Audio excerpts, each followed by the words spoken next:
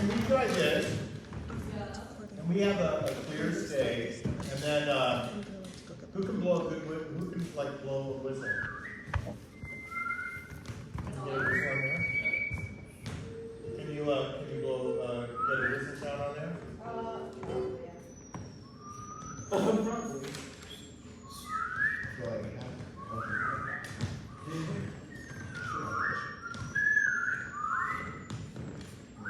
Have you seen in the job?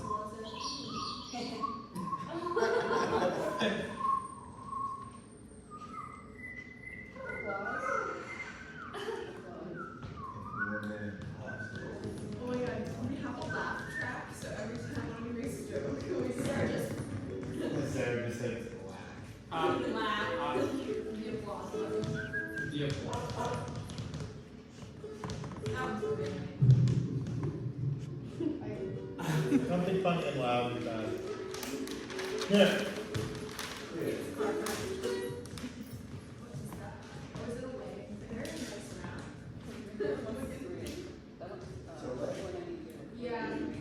How about this? Let's just go to a neutral corner in the room, and then we'll do it like at the start of The Simpsons. Where everybody runs off to the couch. Yeah. What? Like the start of The Simpsons. I've never seen this. Run into your Okay, like the couch. I never Now I really have a thing against the Mormon Church. No, it's not a Mormon thing. I just didn't watch cartoons because I was the youngest and my parents were sick of them by the time I came along. And they were like, Oh, it's not a Mormon thing? Mythbusters. Not a Mormon thing? No. Okay. I take it back. They were fine with cartoons because they were just tired of having small children. They were like, grow up. You know what I mean? That sounds rather Catholic rather than Mormon. Go! Bum, bum, ba-dum, bum, bum, ba-da-da-da-da. Ba-da-da-da-da, ba-da-da-da.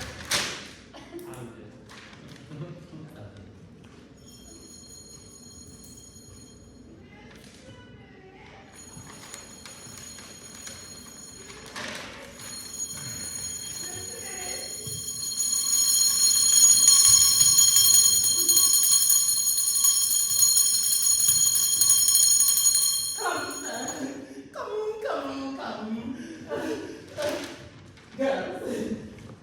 Jane. Lizzie. Lydia. Oh, God, Mary. Try to remain calm. For Netherfield Park is let at last. Mr. Bennett, out with you, go, for it is little Mr. Bingley, a fellow of large income. And Mr. Bennett, he is single. What's a request for our daughters? If only you will call upon him first, Mr. Bennett. How may it possibly affect them, my dear? It is a truth universally acknowledged that a single man in possession of a good fortune must be in want of a wife or heart. Exactly. Thank you, Lizzie. And I'm sure he will settle for at least one of them if only you will call upon them first. But we have to get there before your horse-faced friend, Charlotte Lucas. Mama, Charlotte is our friend. And your horse-faced friend, Charlotte's mother, is a shameless fortune hunter and shall snatch him up in a trice if you do not go.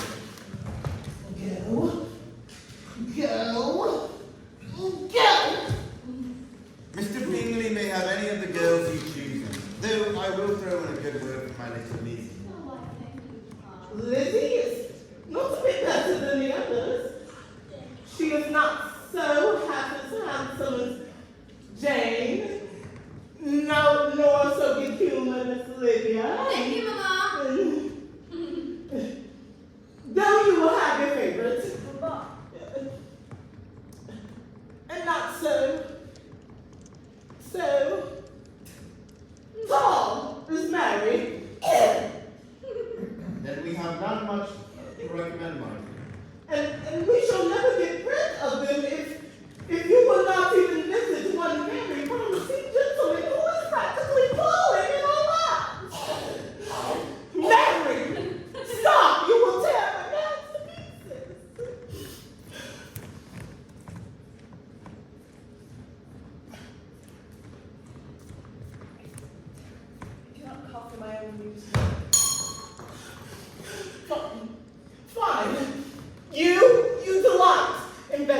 you have no compassion for my nerves that at any moment may snap and fail like a My dear, I have the highest respect for your nerves. They are my old friends. We've been acquainted for 20 years at least. Do not blame your father, girls. When he drops dead, I say, before providing for your futures. As you know, this estate isn't held away from us after he dies. And when you all are left penniless, begging on the street for your bread, then it will be too late to cry. No, tears, Lydia. Your father doesn't think that his past is the man of the soul. Papa, please. do not resolve on penury and death quite yet. Live just long enough for me to introduce you to Mr. B. Papa. I met the man yesterday.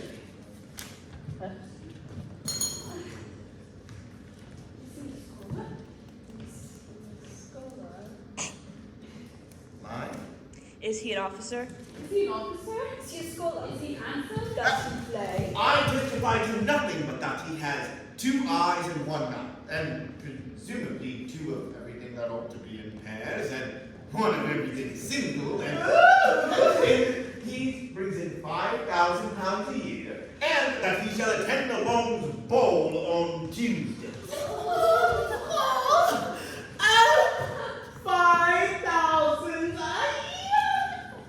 Oh, Mr. Bennett, you are so good to us.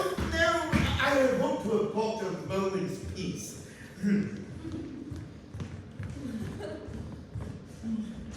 Mary, cough as much as you may choose. Yeah. Lydia,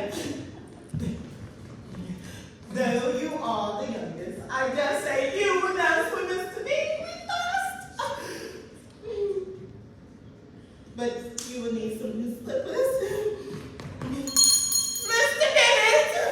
Mr. Bennett!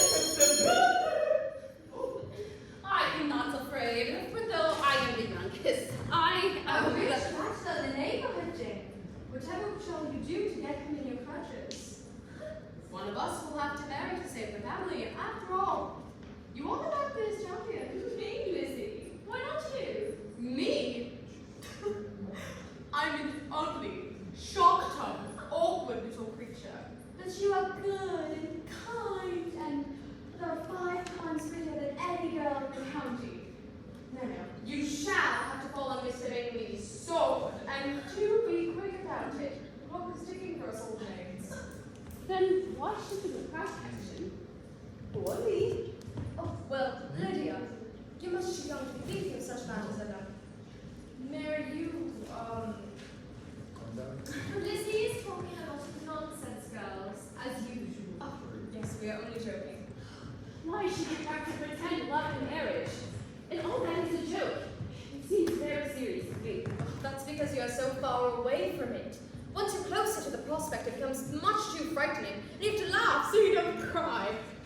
Playing games keeps one sane, but the stakes involved threaten to drive one mad. Stop filling her head with foolishness. It's not a game, It Lizzie. is! There are rules, strategies, wins, losses, and it's theoretically done for pleasure. Then how do you know when you found the right match? I shouldn't tell you, but Yes. you know you found the right one when. Yes. A lightning bolt strikes down from the sky and fries you like an egg. No! Ah! You've probably decided that he's the match right after Mama has looked through his rich, sickly relatives and Papa has called on his bankers. These things are all arranged above one's head, Lydia. It's complicated, dear. But I imagine you've met the right person when, well, first there is a liking, and then you behave appropriately, of course. Eventually, there is a perfect understanding between souls, wordless and faultless. Now you're filling her head with nonsense. What novels have you been reading? Well, what do you really think it is, Elizabeth? I don't desire to find out. One of you will have to marry to save the family from ruin, for I'll none of it. shall never marry, for the state is fundamentally flawed as far as I can see. It is all too much. I would, however, make a lovely maiden aunt, so do hurry and make these arrangements with this Mr. Bingley.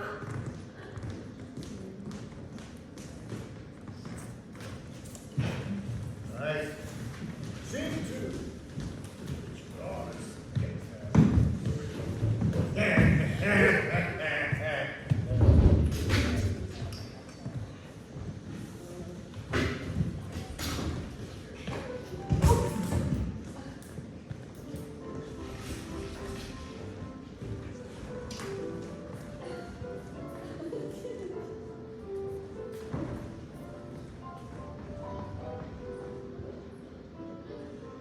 In line now, girls. Attention.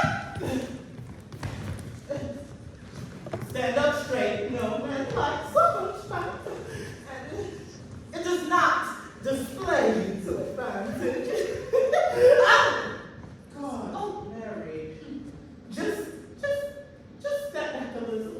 This dress itches. Smiles.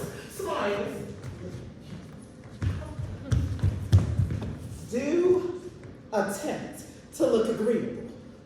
This could be your last chance.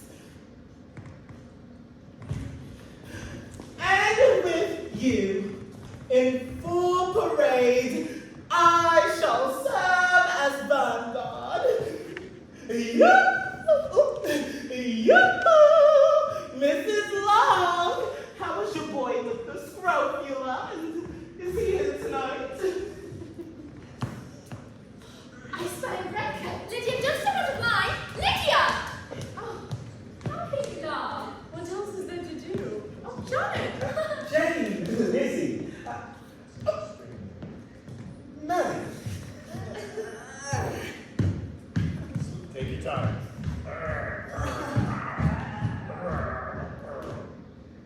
Mama insisted that I join the line immediately and not give up any more partners to you shameless bits. I spy. Ooh, I spy.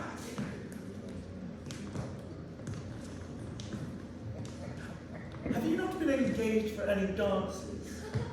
There is a deplorable lack of gentlemen. I spy nobody worth noting. I spy a terribly old man. I hate this kind of event. Lizzie? What? I do not enjoy being pushed and pulled and trod upon or to play a game that I'd rather not win.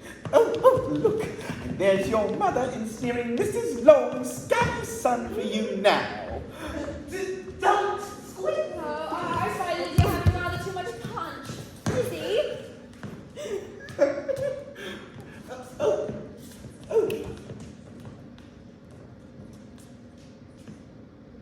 I spy. Mr. Bing, I spy the one thing, Mr. Bingley. And and his equally big sister. She's much too perfect to be admired. I'd rather hate her. Charles. But that cannot be the bachelor my mother described. Charlotte, he seems most disappointingly mortal. No. My heavens, Caroline. Have you ever seen such a charming room? It's a very rustic short of charm. In us. It's all. I repeat. One more. Charles. Escaped you, has he? Yes. Come, sir.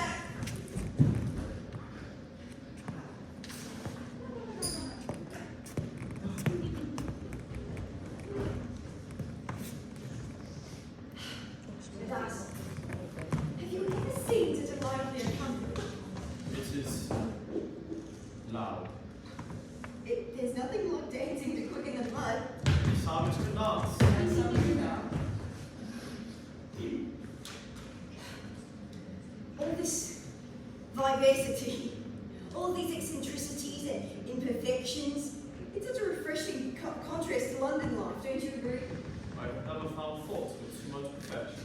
Oh, Darcy, there's never been a pleasanter ball, nor better company, and I'm sure I shall never be happier than at this moment. I believe I spy.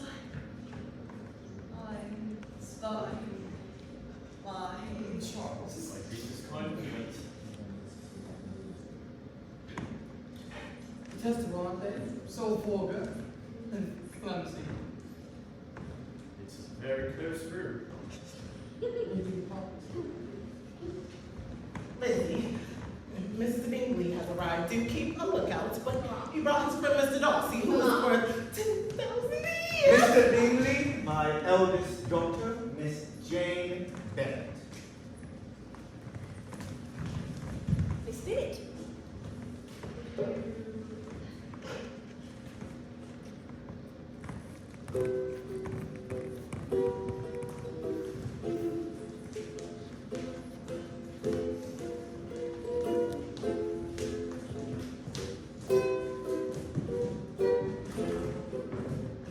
Darcy, wouldn't a pair such as ourselves be a compliment to this dance? It is compliments I never pay. Charlotte?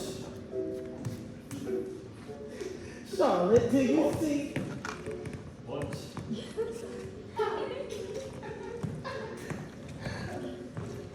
Charlotte, do you see of all the girls Mr. Bingley chooses Jane? 5,000 a year, and all our troubles will be over. Yes, Mama, yes, who cares if Mr. Bingley's amiable or decent or even brooding? All that matters is that we will win 5,000 a year. It's only Jane can snap it. Yes!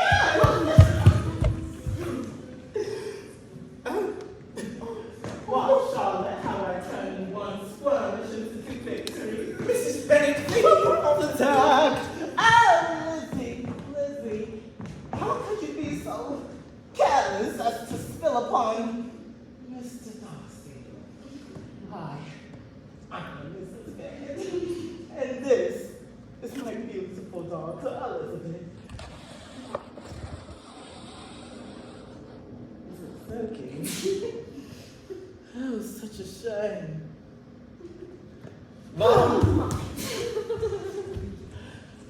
Oh, you naughty girl. However shall you punish her? I look up at that blood. Please show her how a true gentleman forgives imperfections and care for us. Your friend, Mr. Bingley, has already claimed my eldest, but Lizzie here is free. Very free indeed. I would not want to get you wet. Biggie. Elizabeth, do go and apologize. Mama, this is too much. I will take my leave. It is much too charming, is what it is. I am not fit to receive. Lost. You, we shall not get up on the first salad. Get up, go, Darcy. It's most impolite. Oh, too much. It would be a punishment to dance with any lady. You say so to me. This bit, for example, is as beautiful as an angel. But on the one fall,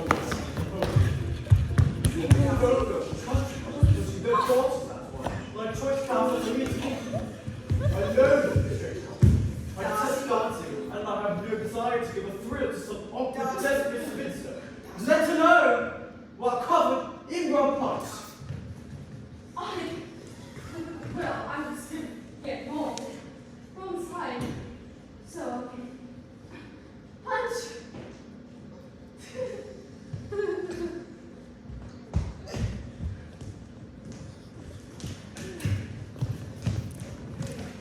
Let me. No, We really should leave. My dear, we really should be leaving. Mary is worse than a terrier, and Lydia has rather overindulged in the reflection. Perhaps it's the Corday. Punch. Will every woman in this family be ruined by the demon drink? Jane! Miss Bennet. I hope I shall see you again. Yes. She said yes, Mr. Bingley. She will keep very glad to see you again. I shall Very have. soon. Oh, yes, I shall have my sister invite you to Littlefield. My dear, come on. Come here. Come.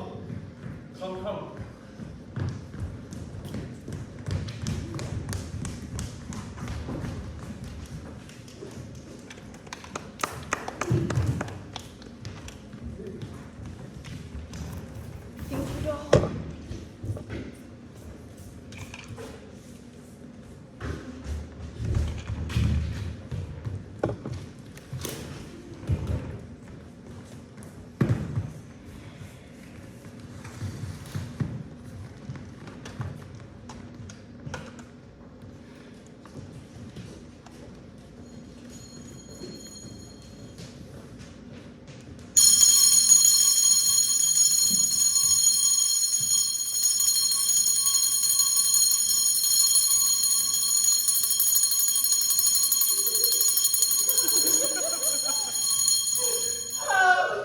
We could not be better positioned for victory. Mr. Bingley openly admired Jane, danced with her all evening. Didn't even glance at another woman. Charlotte Lucas was beside herself with nasty, spiteful jealousy. And now to have her invited to Netherfield Park overnight. No, she was not invited overnight. They had to ask her to stay because you sent her to tea on horseback, and then a friend you wouldn't send the carriage to collect her, which is Very clever, my dear. This is not my first time in the Sally. My first Sally in the field. No, this is not. I won your father, didn't I? And didn't he? Rise! How can such difficult be done with it? What did he say? What did Mr. Bingley say exactly, Lydia? Mr. Robinson asked Mr. Bingley who he thought the prettiest girl in the room was. And he said, Miss Jane Bennett beyond a doubt. Excellent overhearing, Lydia. Very well done. You shouldn't be encouraging her to eavesdrop. You cannot say so, Elizabeth. Older country wives, pushing this with her daughters. Some men are not worth listening to. Poor Lizzie. Can you believe, my dear? Mr. Darcy's so rude. And everybody says that he is at top with pride. And I dare say he thought we were beneath him. I would not have you dance with this vain man. I can safely promise to never do so. Such a waste of 10,000. Clyde.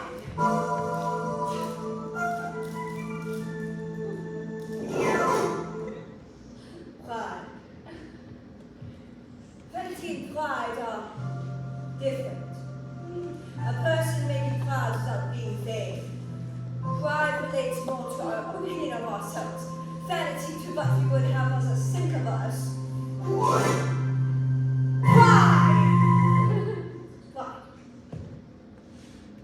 I prefer the coffee.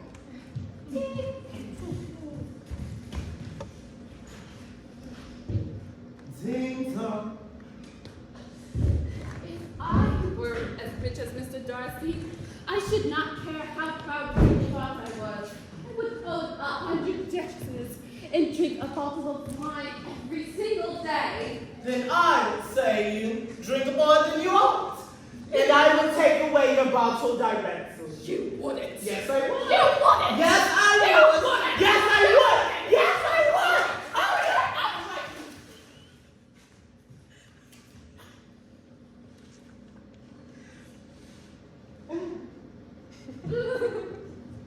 Oh, is this from Jane? She says we shouldn't expect her back today, for she is taken ill. The doctor advises her quite seriously to rest.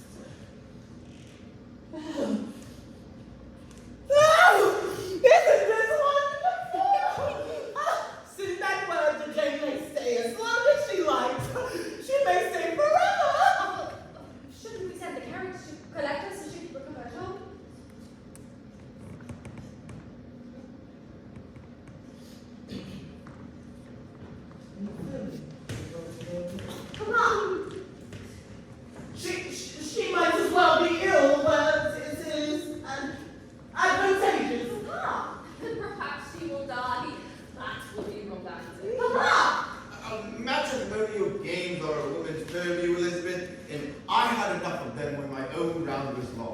Leave me out. We hear often of sickness from love. Perhaps this is a case of love from sickness! Very well said, very indeed. Well, if you will bring Jane to us, then I will go to her myself. I forbid you to do so. You may not take the carriage. Mr. Bennett, Lizzie, come back. Lizzie, come back.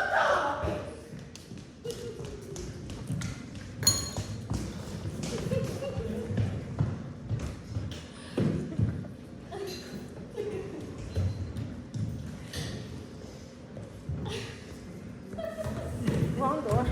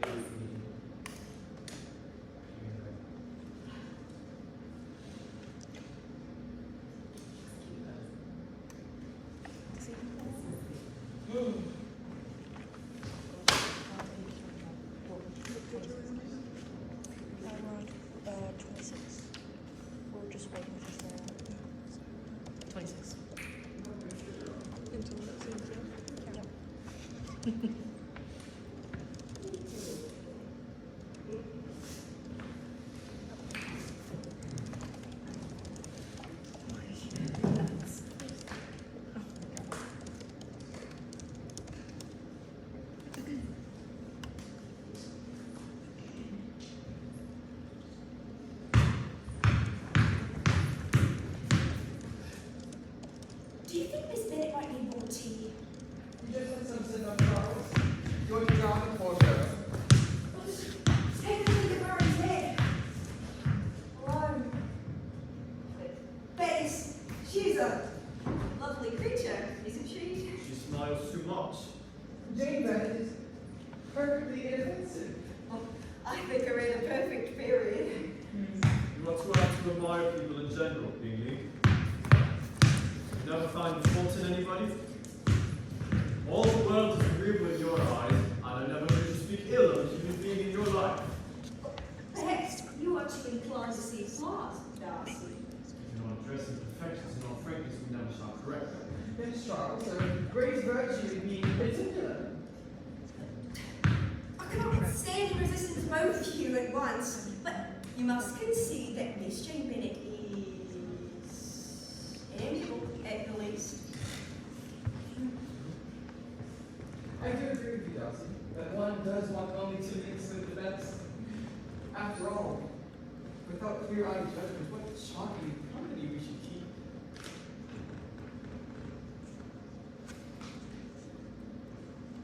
Ding dong.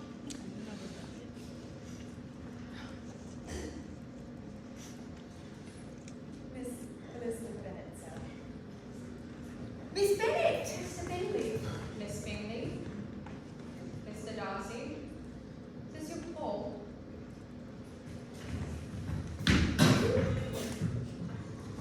Miss Bennett, have you suffered some sort of accident? Oh, no, I've come to call upon my sister. Your clothes. Oh, I came on foot. It's only 3 miles. 3 muddy miles. Oh, that's so great of you, I took a little bit of tumble.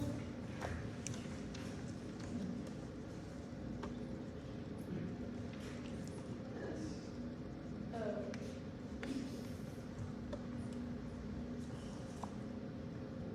How's Jane?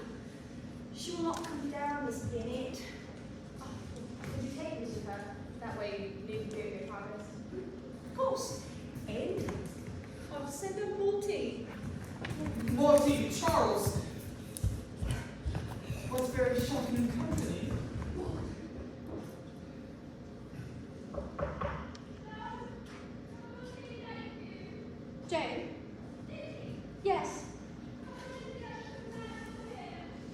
to come out now, darling? Ollie, oxen free?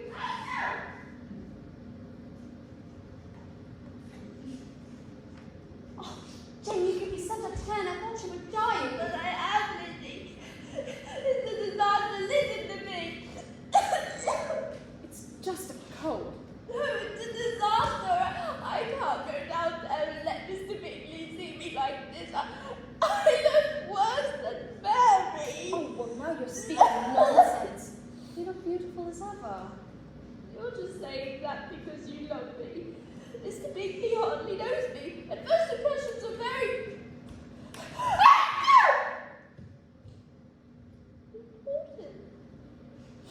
Well, if he really likes you, would like you even in an imperfect state, and I am certain that he does very much. Really? Oh, because, Lizzie, I like you too. So much. Oh, he is the perfect dad. Come on, drink a tea and tell me how such a paradox is possible. I do hope that water comes on the carpet. Of course it will. It is water. 6 inches of mud on there. And did you see her hair? Caroline. To walk 15 miles, or whatever it is, unchaperoned, she really is too much. I thought Miss Elizabeth Bennet looked remarkably well. Oh, Charles Plymouth. I'm sure your noble friend agrees with me, and you always take his counsel. She demonstrates a shocking indifference to decorum. Darcy, don't you agree?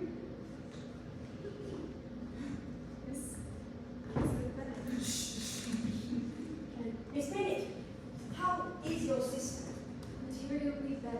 I dare say we'll be able to speak to you in the morning. Oh no!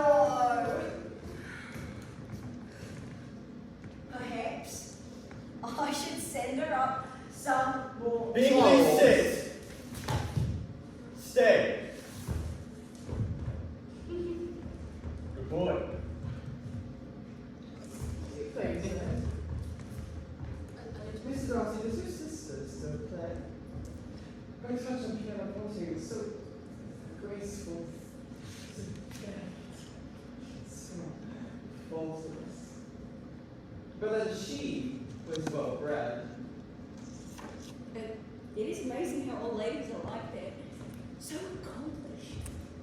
All ladies accomplished, Charles, whatever do you mean?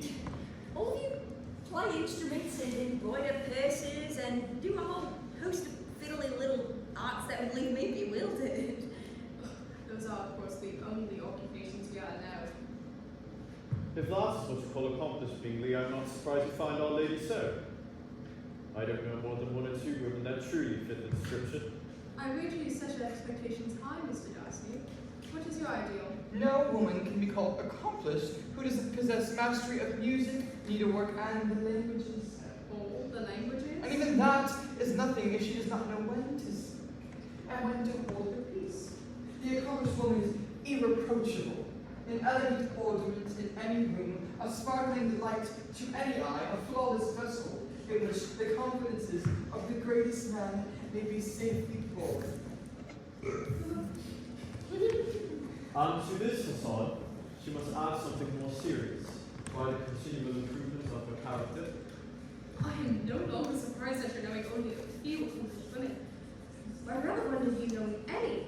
I never saw such a lady, uniting capacity, taste, elegance. Oh, wait, I almost forgot.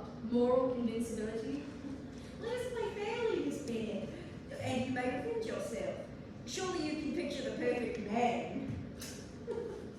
Is it funny? Pictures of perfection make me sick and wicked. The ideal then, if not the perfect.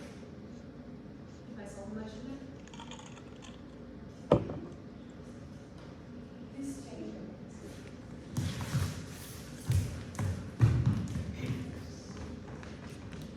Miss Bennet, did you get my tea?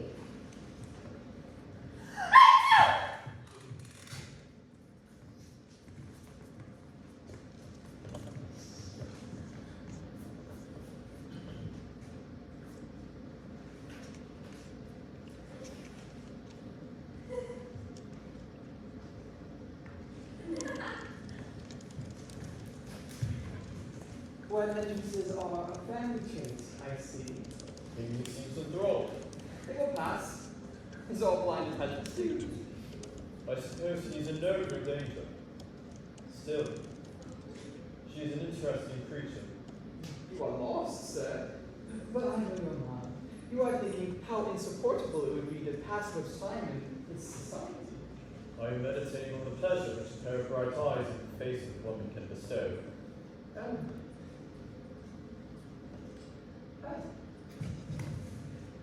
Oh.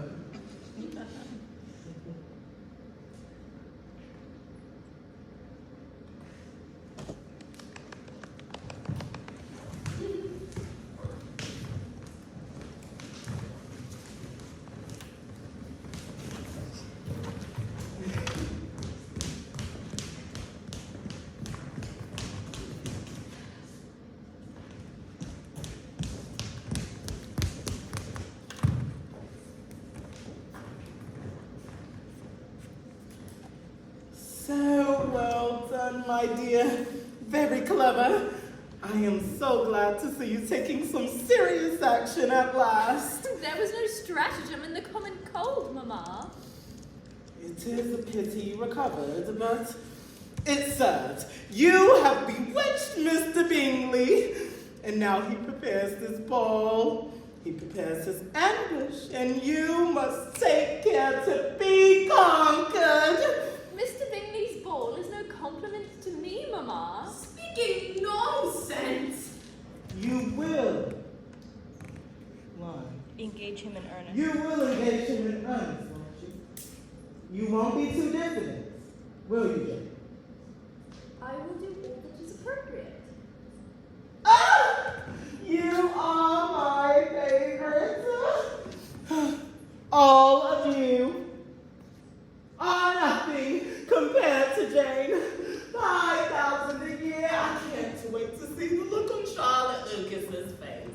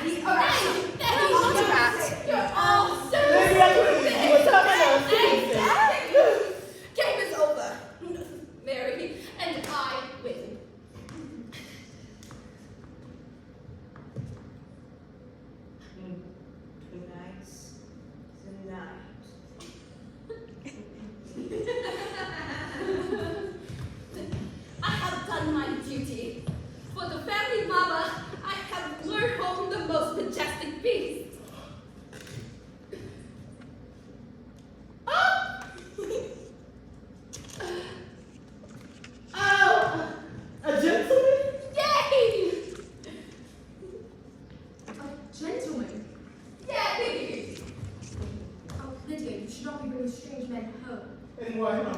Why not? I was chaperoned.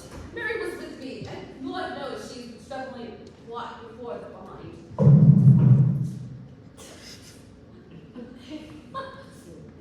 I thought you might do for Lizzie. You're welcome. My daughters, Jane, Elizabeth, Mr. Wickham. Mr. Wickham has recently taken a commission as a accountant. On the return, right?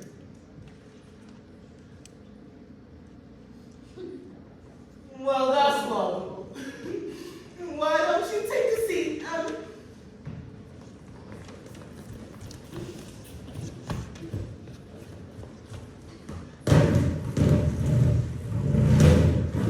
Here, next to Elizabeth. While I go fetch Mr. Bennett. It may take a second. Here, this paper.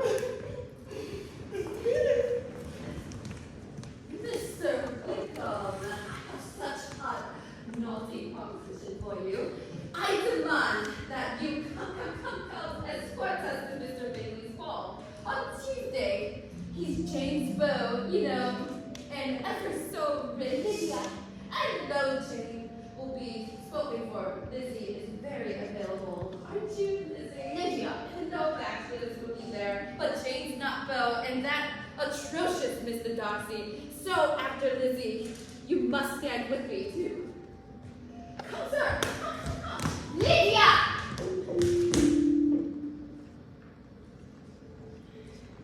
Mary, do you play something more cheerful? How can anything be arranged with you traveling away like that?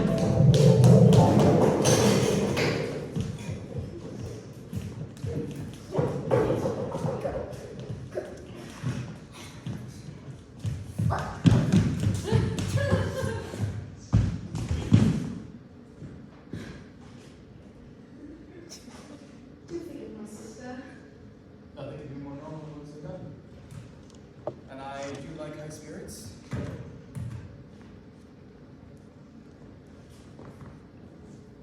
How do you find the county so far, Mr. Griffin? Oh, it is charming. And the people, so unreserved. Miss Elizabeth, the Darcy your sister mentioned, is that Mr. Darcy of Derbyshire? The same. May I ask how long you know him? Well, we are acquainted. Are you friendly with him yourself? We are acquainted. I've been connected with his family since my infancy, but perhaps I should say no more. Mr. Griffin, I will lay myself in bed and tell you that I find the man very disagreeable. I will also expose myself entirely and tell you that I am not surprised. We are expressing dangerous opinions, are we not? Not in this county, sir. He's not at all like to the Hertfordshire, but everyone's disgusted by his pride. How discerning you all are. Well, it always pains me to see him, but I will not be driven away from this place too. Oh? I know more conversation, Miss Elizabeth. I wouldn't break my silence, but since we are being so naughty. Mr. Darcy's father was my godfather. Oh? He loved me like another son. He promised me that when I came to manhood, I would inherit the most valuable living. But I'm afraid after he died, that living was given elsewhere. You were robbed of your inheritance by Mr. Darcy? I assume he was jealous of my relationship with his father. May he rest in peace. I knew Darcy despised his fellow creatures, but I had not thought of him as bad as this. To descend to Thievery. Yes, thievery, all because of his Pride. pride. Precisely. He deserves to be publicly disgraced. That may be so. But I have sworn to never speak ill of him in memory of my beloved godpapa. Miss Elizabeth, I must thank you for allowing me to unburden myself to you. You may call me Liz.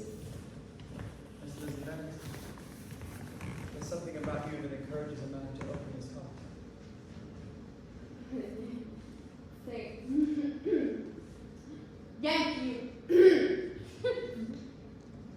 Thank you, boy. Mr. Bennett will be in presently. I must be on my way now. I only wanted to escort the little girls home safely. Miss Lizzie, I do hope I will see you at the ball.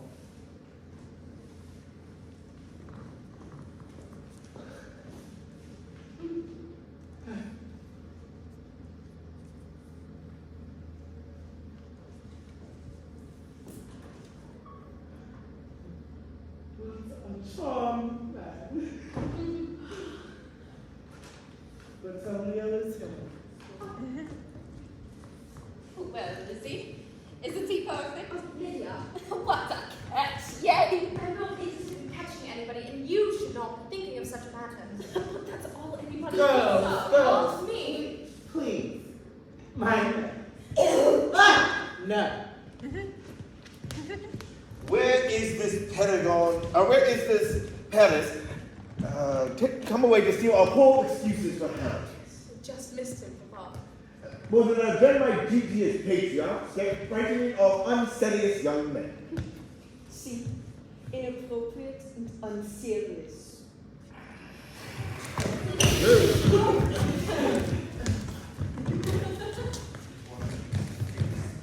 But tell me a lieutenant, isn't it? The soundest net may occasionally catch the smallest fish, my dear. You are in high spirits, Papa. I've had an intriguing match. I hope you can accommodate another young man for dinner tomorrow, madam.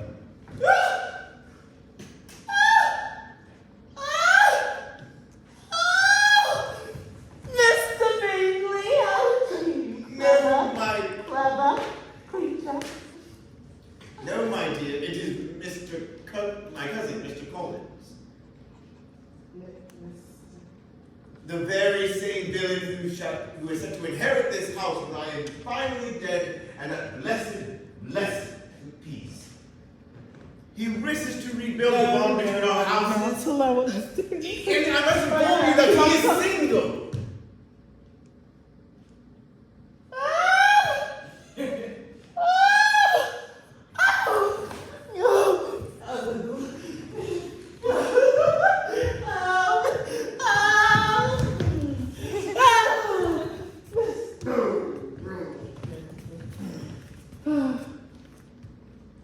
And even if that fails, perhaps you could persuade him to cede you some of the best linen to shroud me in. Is he a renegade, Papa? I could. Ooh.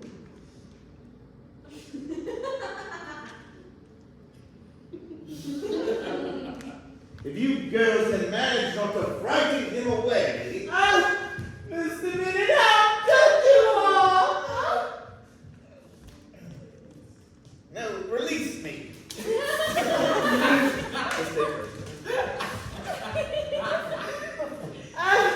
With why? So many bachelors With nowadays. so many bachelors nowadays, there must be someone for everyone. Lizzie. Even Mary.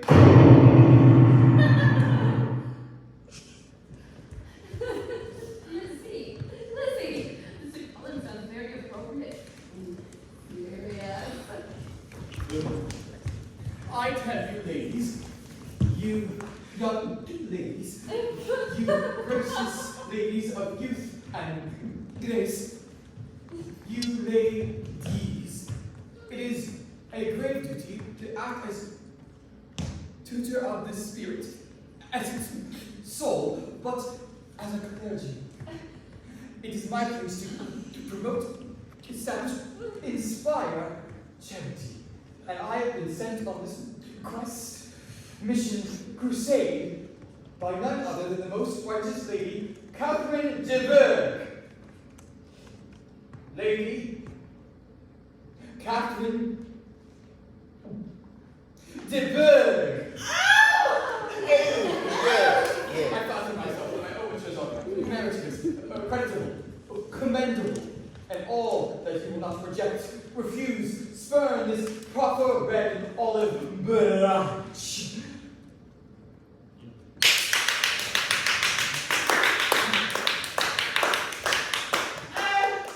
Of course, we are very open, Mr. Collins, to any connection between our households.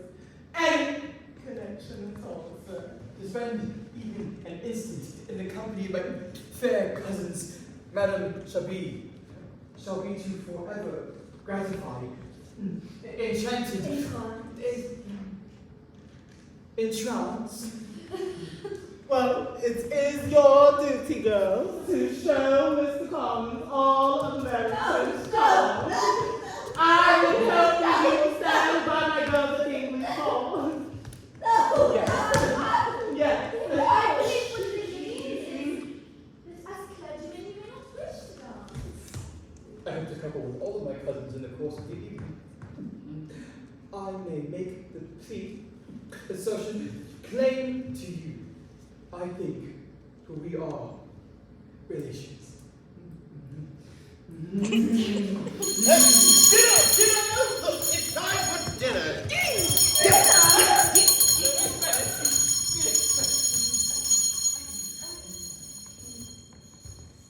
I am most determined rift between our households. To be plain, I am a bachelor, and thanks to that noble patroness, Lady Catherine de I am a man of some notable, estimable, considerable fortune. Oh, Mr. Collins. Your eldest daughter, Jane, is excessively pretty. Well, I am sorry to inform you, but Jane is already spoken for, but my other daughters are available. Very, very,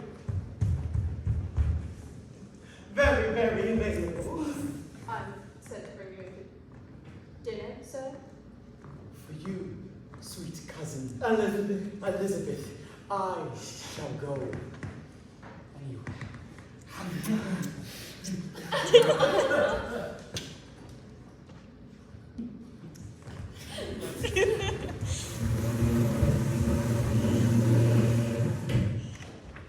Scene 8 or 9? Scene 8.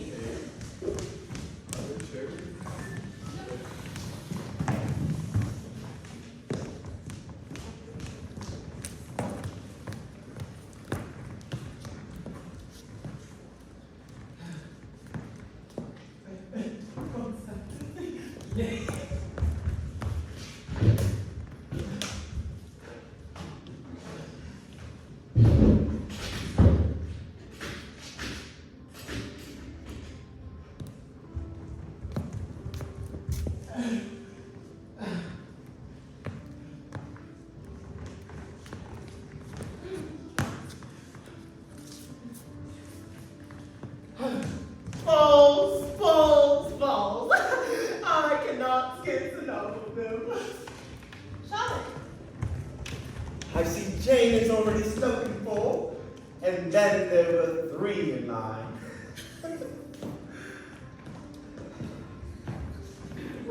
It's what's up? Oh, 4. By all means, go pursue him. Mama, Take Mary with you. Mama, you must stop Lydia from chasing after the soldiers. And why?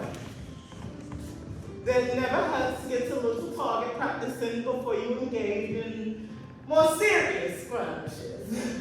Much like what you did with Mr. Wickham.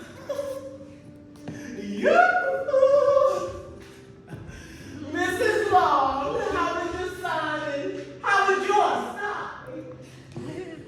Who is Mr. Wickham? He's only a lieutenant. But if you look past that, he's rather perfect. This coming from the woman who swore to be unmarried forever. I swear, where is this paradox? Do not read over the bad, Charlotte, just because I wish for a dance partner less objectionable than Mr. Collins. Besides, I do not find Wickham in this assembly. Jane is rather fortunate in her environment. Speaking of perfection, Does she like him? can't you see? Well, she's too composed to be in love. Well, how further can she be without coming off up? Master! Can I touch your Volker. She may catch you, but she would have to break the rules. Must it always be catching and gaming and strategy? Perhaps she wishes to know him before she makes a display of her affection. Well, how much may we really know of anybody? She much rather was get to the altar and she has the rest of her life to fall in love. Charlotte, you know you would never act that way yourself. It is in my experience that one inevitably finds oneself doing the things that they swore they would never do. Speaking of which, Miss Bennett, I wonder if you felt an inclination to dance With? with me. But you hate to dance. You are previously. No, that's fine. We can go. Let's go. Let's dance.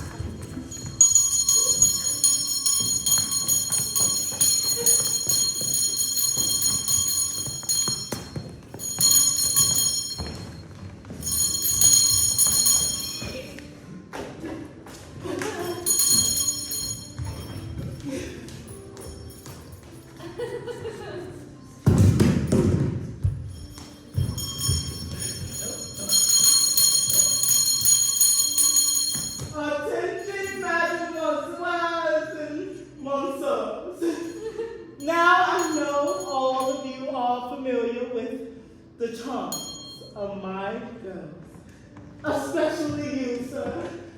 But one of my girls is more diffident. Mary!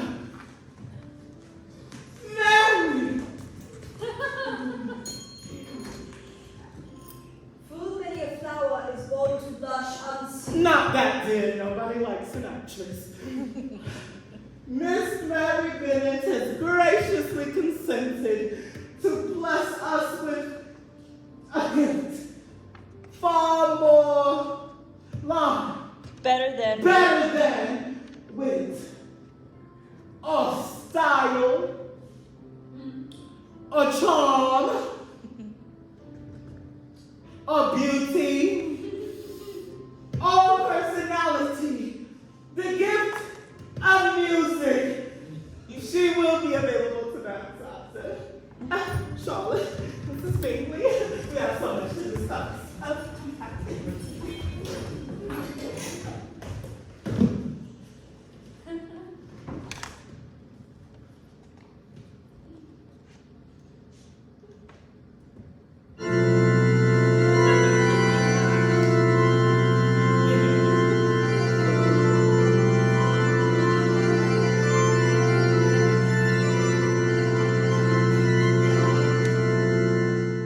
Behold, the painful exertions of a woman attempting to be thought accomplished. You are joking. I must start out by being impertinent with you, Mr. Darcy, or I will be afraid of you.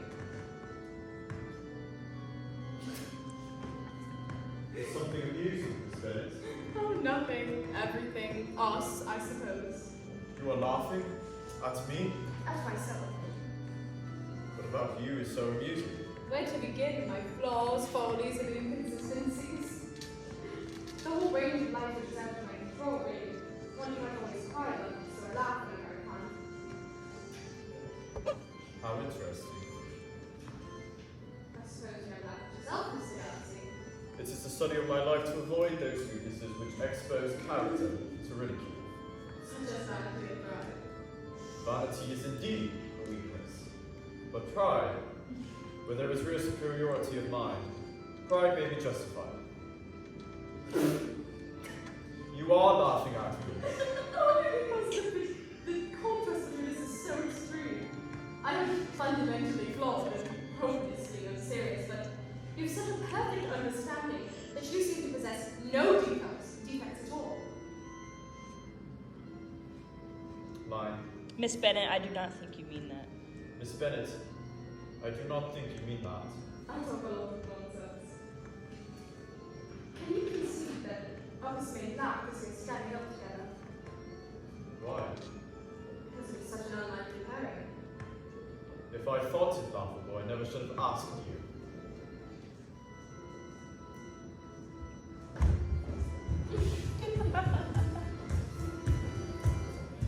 Mary, a new song, please.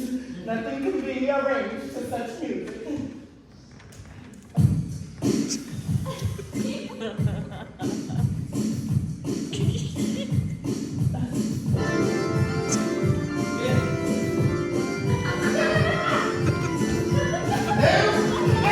Harry, you have delighted us quite enough for today. Thank you. She is now available to dance.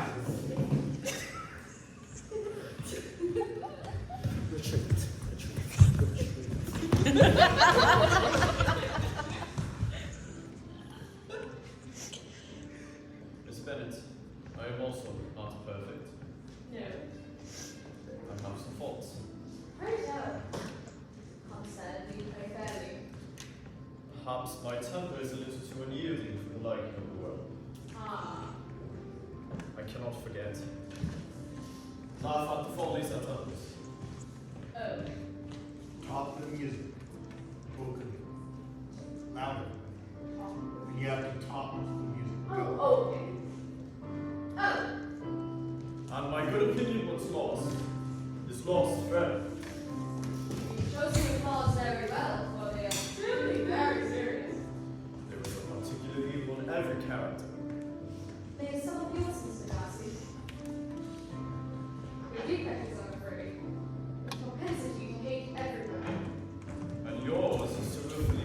son.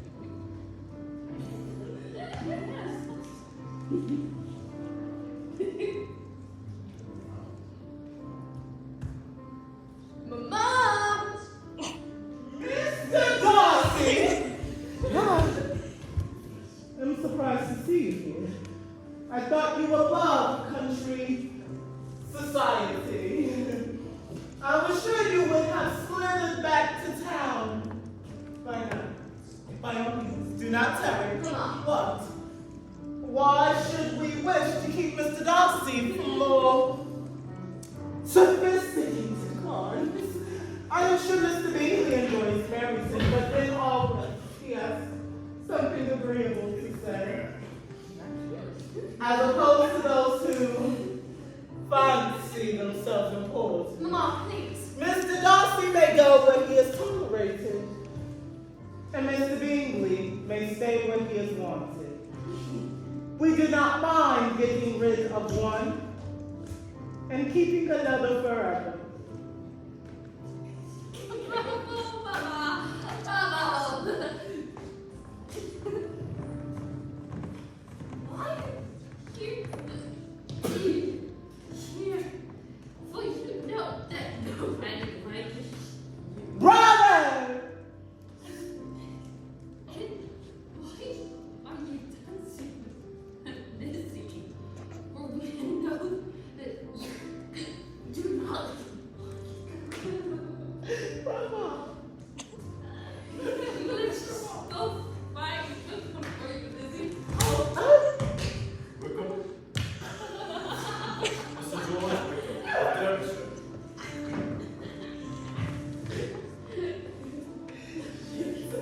Yes, of Derbyshire, and the far more dense partner. I assure you he is not, madam. He had the most interesting things to say about you. Listen, go. Have you all made a pact to expose yourself as much as you could this evening? Mr. Darcy, hopefully, out of mercy that all the way our bright eyes will see. When shall I wish you joy? A lady's imagination is indeed rapid. It jumps from love to admiration to matrimony in a moment. I was only joking, sir. You too?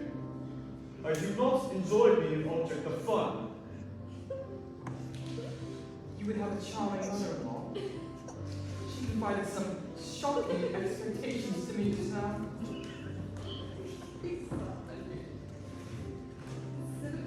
These little games are getting out of hand. It's time to act seriously, don't you agree? Spin May I call on you tomorrow? it in private.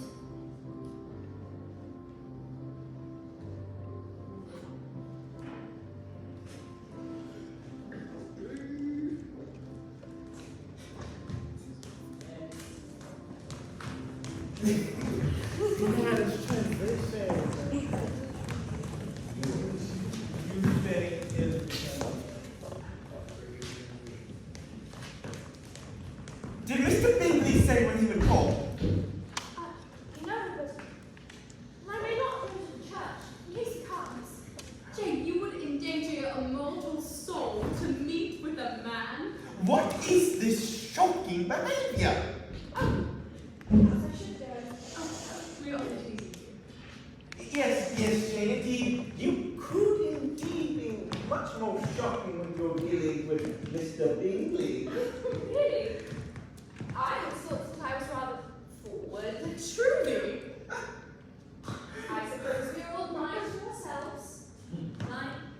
When he comes, When he comes, I will try to make it clear that I like him.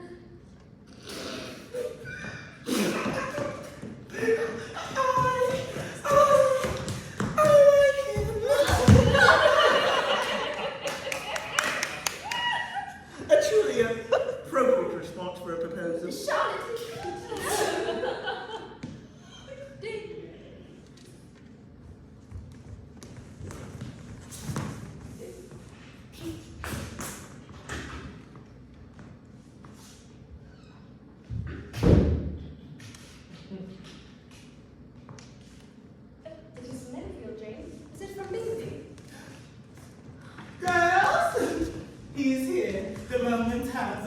outside. Jen, do you come outside? Mr.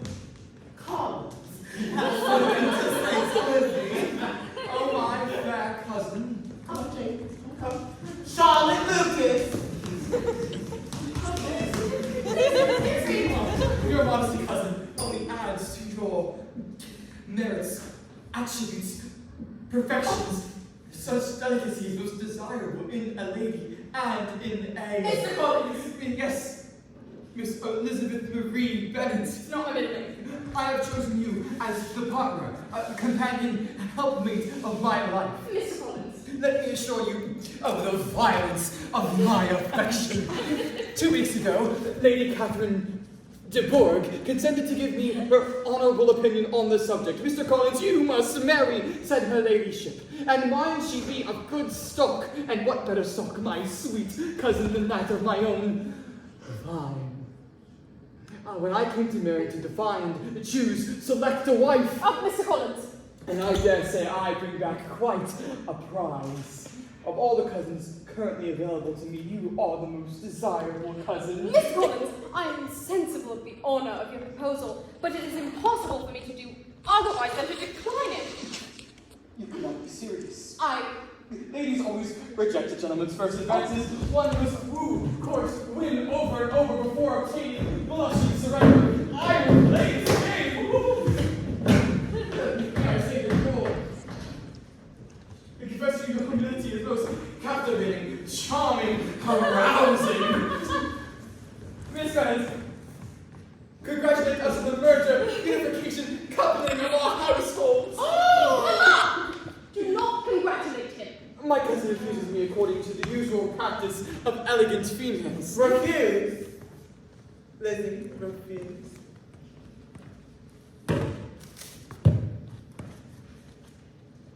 You are uniformly scrumptious. The answer is no.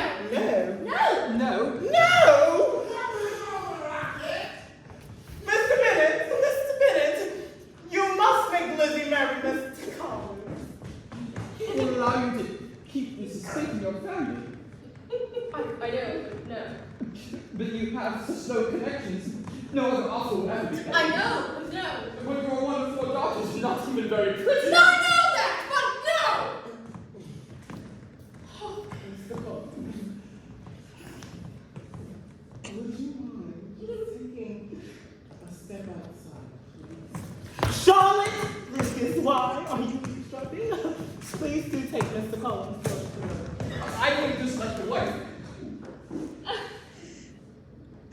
Elizabeth, you will ruin us.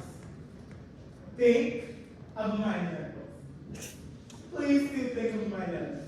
Mr. Bennett, please think of my nerves. You refused Mr. Collins, Lizzie? I have no interest in a husband generally, Pa. And most particularly not that one. Your mother insists that you accept. Or I shall never. I swear I will never speak to her again. Pa, my feelings in every respect forbid it. Well, then, an uneasy decision lies before you, Elizabeth. If you do not marry Mr. Collins, your mom will never see you again. And if you do, I will never see you again if you do. Mr. Bennett. Mr. Bennett! Leave me out of this. Mr. Bennett! Come.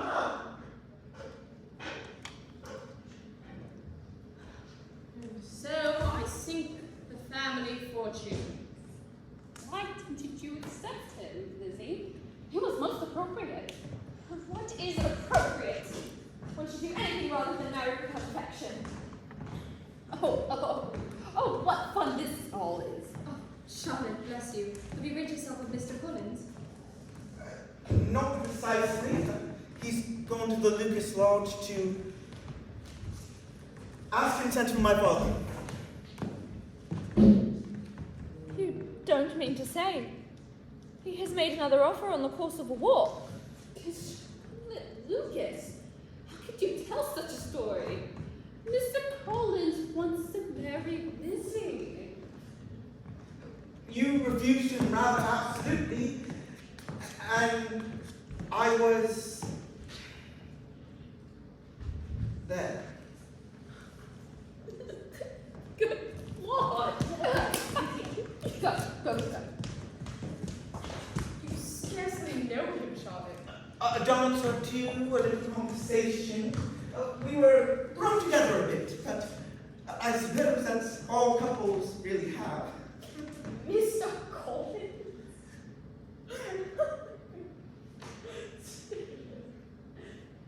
Nobody else is asking Lizzie. My parents have no money. I shall have no dowry. And well, me and you were not exactly James, are we? Marriage is a serious matter, and it ought to be considered rationally. With Mr. Collins, I can have All of this? Yes, but the betrayal is not all my fault. Lizzie had her chance.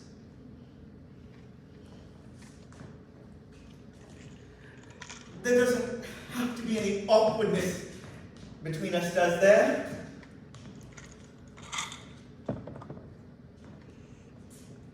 Line? We'll soon laugh at this. We'll soon laugh at this just like everything else.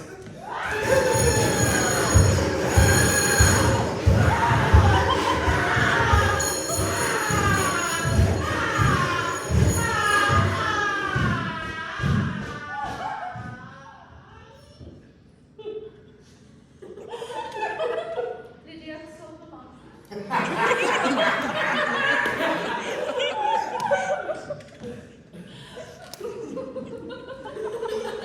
You won't forget about me, will you? There doesn't have to be any awkwardness between us just because one of us stepped out of the line. Lizzie, do wish me joy.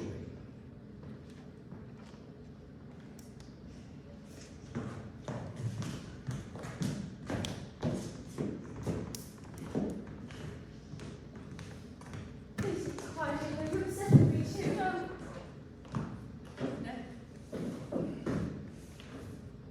It is the note from Netherfield. Miss Bennet writes, Miss Bingley writes that she and her brother have left the county this morning. Did Mr. Darcy go too? When are they to return? Never. She says they are never coming back.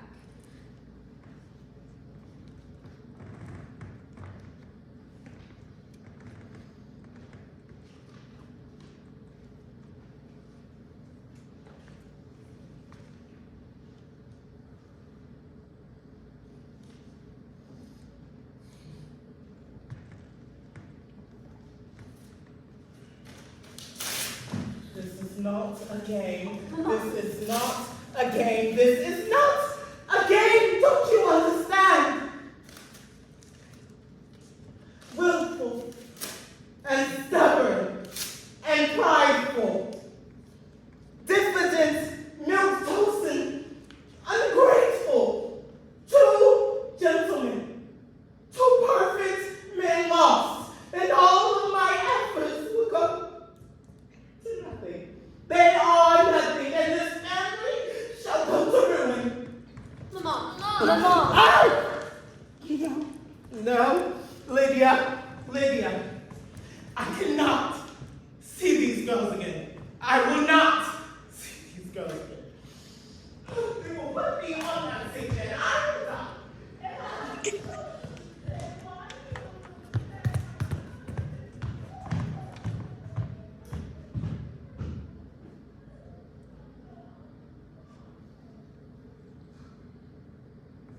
I know that the note is wrong. Bingley will return soon. Oh, is he? You really think so? Everything will all be perfect. You'll see, Jane. You'll see.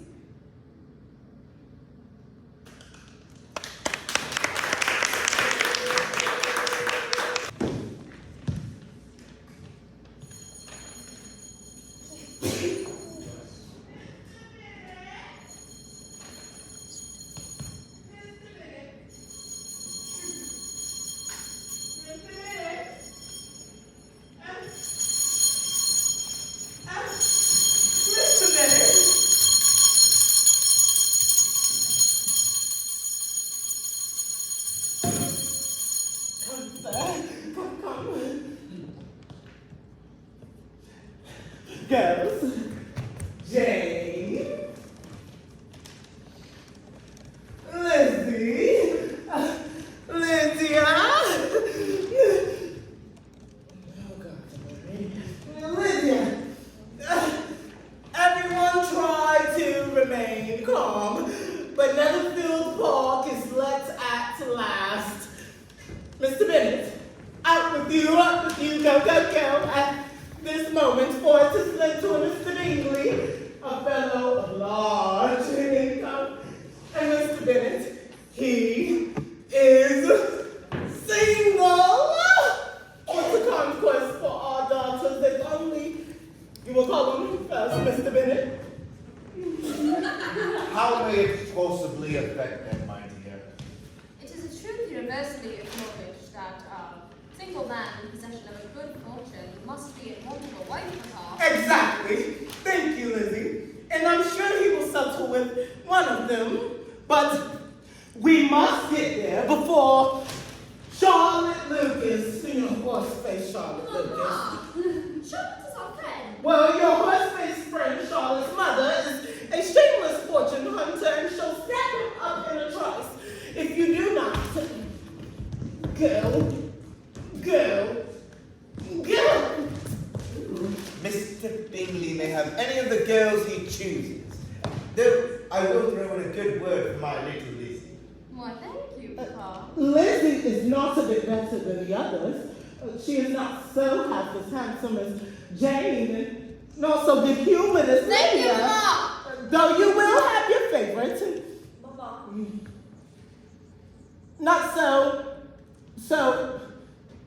tall as Mary. Then we have not much to recommend. But we never shall get rid of them if you do not even visit one very promising gentleman who has practically fallen in our lives. Mary, stop! You will tear my nerves to pieces! For my own amusement. Fine. You delight in vexing me. You have no compassion for my nerves. That they may at any moment snap and fail like My dear, I have the highest respect for your nerves. They are my own friends. I have been acquainted with them for 20 years. Do not blame your father, girls.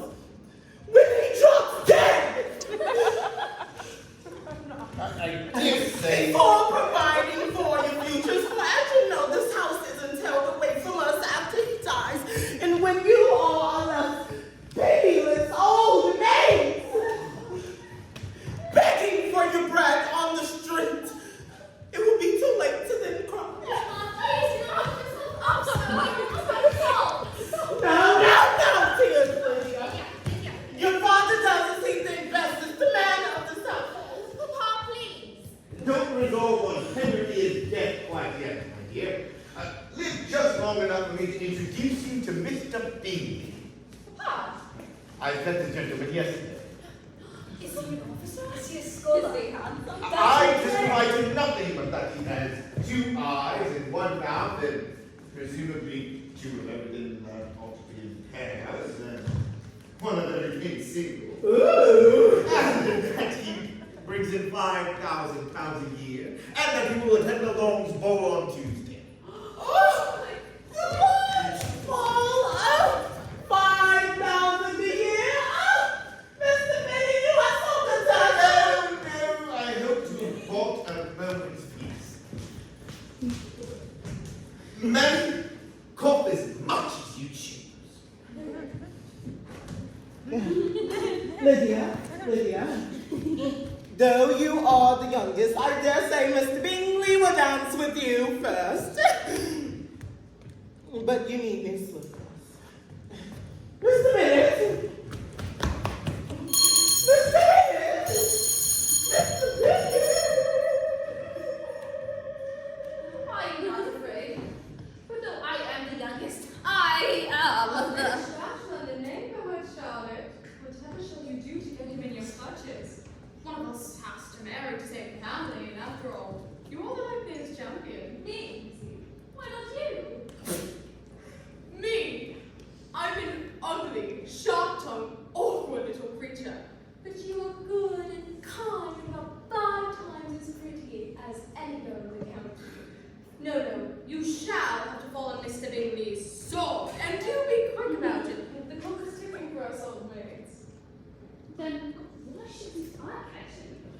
Or me.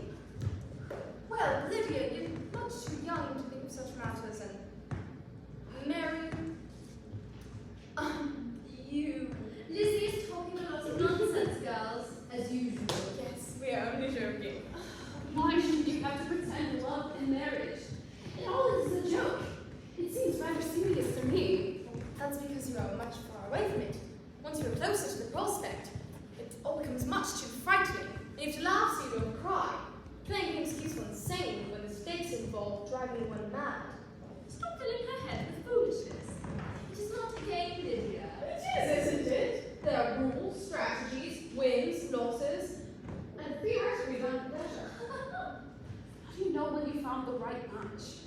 Well, I shouldn't tell you, but Yes. you know you found the right match when. Yes. A lightning bolt strikes down from the sky and fires you like an ant. Oh my God! Ah! Ah!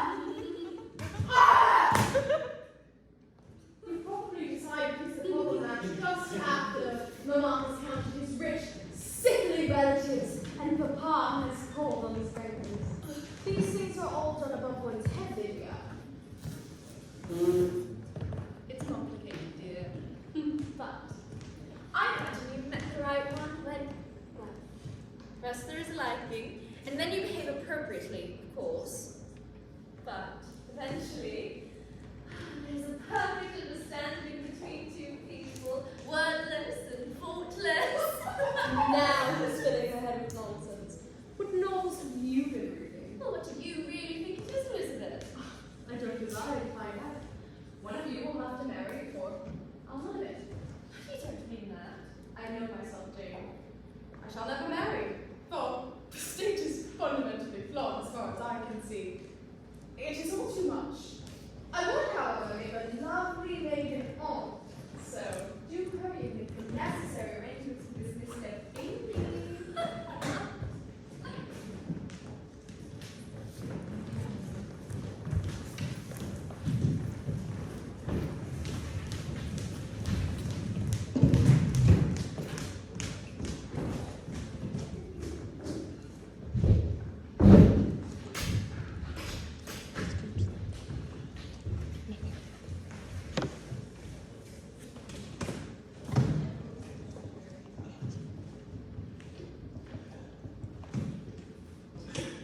Attention, girls. Line up.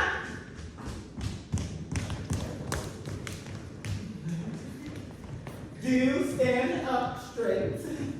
No man likes a hunchback, and it does not display you to advantage. God, Mary. Just step back a little. Distress issues. Smile, smile. See? Do attempt to look agreeable. This could be your last chance. And with you, in full parade, I shall serve as vanguard. You, Mrs. Long, how is your son with scrofula? And is he here tonight? I spy a wreck. Lydia, that's not flying! Lydia! How can you laugh? What else is there to do? Charlotte! Jane, Lizzie.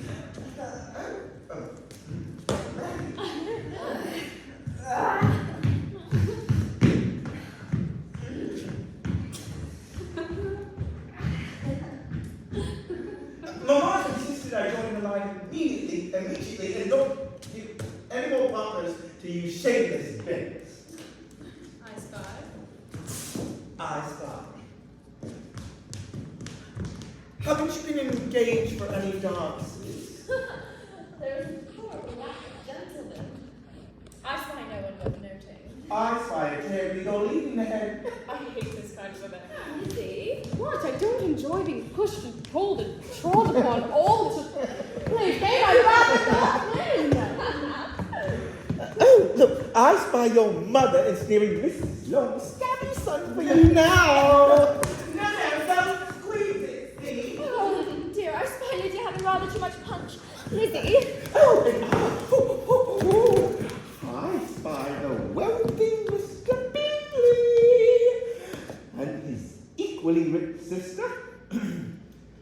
much too perfect to be admired. I'd rather hate her. Charles. But that can't be the Vassal my mother described. Charlotte, he seems most disappointingly mortal. My name is Caroline. Have you ever seen such a charming room? A very rustic sort of charm. In this natural, perfectly wonderful. Charles. Oh, let's go curiosity. Come, sir. Come.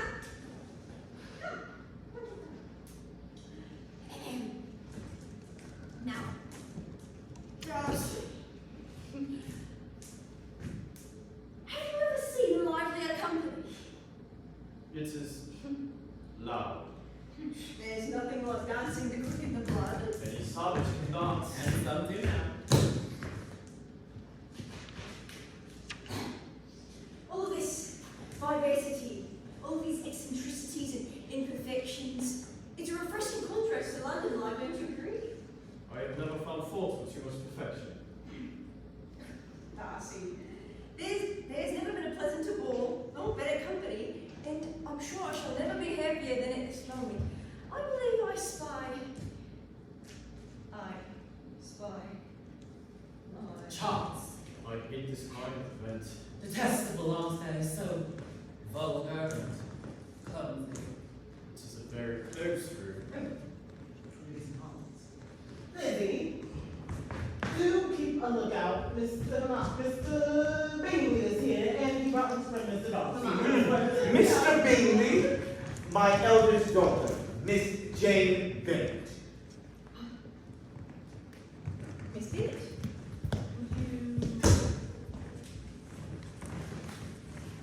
Ding, ding, ding, ding.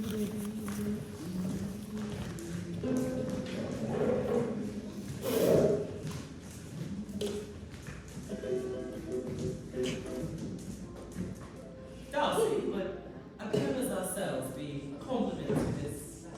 It is a compliment I never made. Right.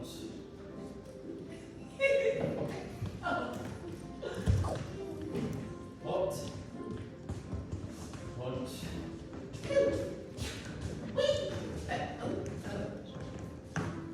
Charlotte, of all the girls Mr. Bingley chooses, Jane, 5,000 a year, and all our troubles will be over. Yes, Mama, yes, who cares if Mr. Bingley is amiable or decent or even breathing? All that matters is that we will win 5,000 a year if only Jane can ensnare him.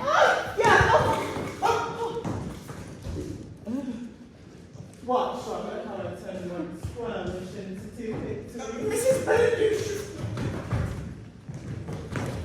Surprise attack! Oh, Lizzie! Mama. How could you be so careless as to spill upon Mr. Darcy? Hi, I'm Mrs. Bennet, and this is my beautiful daughter, Elizabeth. Oh, is it soaking? Mama. Such a shame. Madam. Oh, you naughty, naughty girl. However shall you punish her? Look at that. Look. Show her that true imperfections can be easily forgiven by a true gentleman in care to a dance. Your friend Mr. Bingley has already chosen my eldest. But Lizzie here is very, very free indeed. I would not want to get you wet.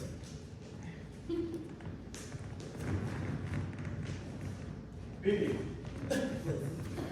Go and apologize. No, this is too much. I was saying my leave. It is much too charming and wasted. No. I am not fit to be seen. I look laughable. We shall not surrender on the first salary. They're not perfect. It's a country ball. It's not very Darcy, it's most impolite. This is all too much. Why don't you dance? You have punished the dance with any lady. How can you say such a thing? for example, is an angel. Then you will find the one tolerable woman in the home. Pushing their daughters out one like choice castle to meet one. Dancing.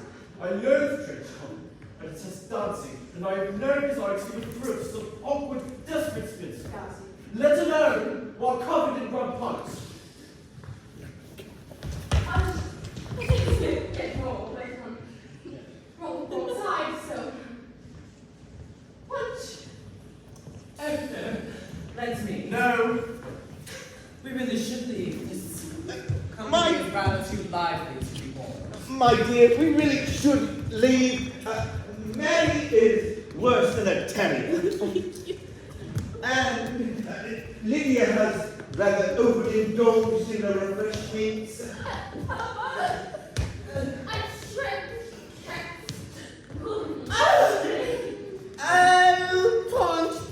Punch.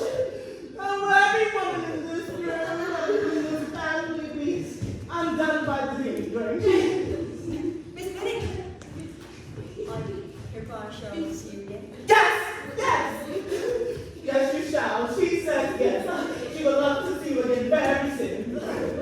My dear, come on. Look.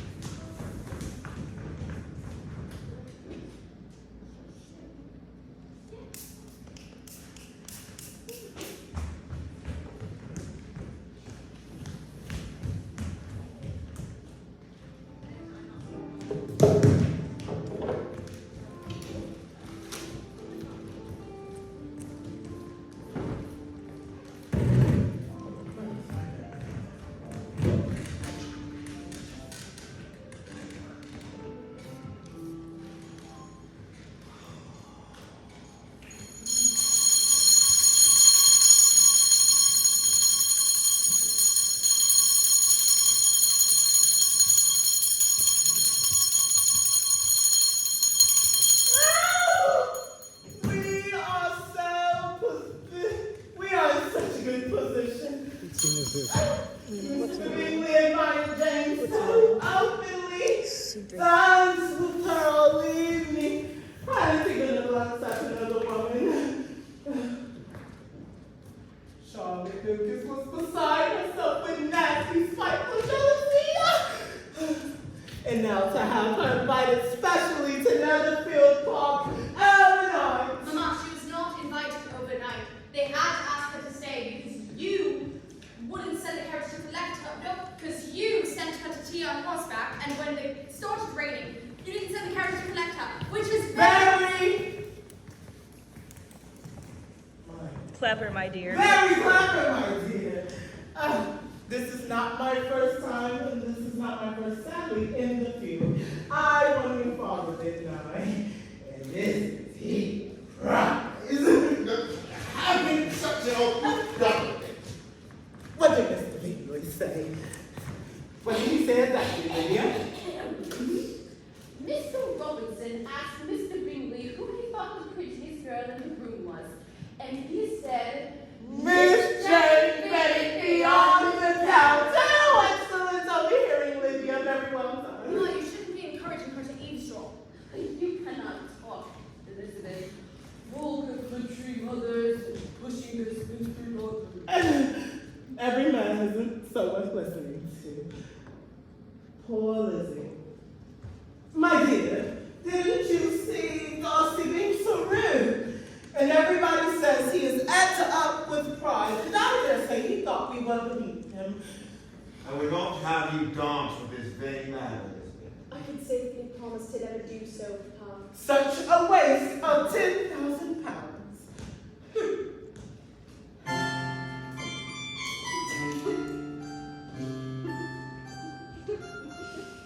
Pride. Pride. Vanity and pride are different. A person may be proud without being vain. Pride relates more to our opinions of ourselves. Vanity to what we would have others think of us.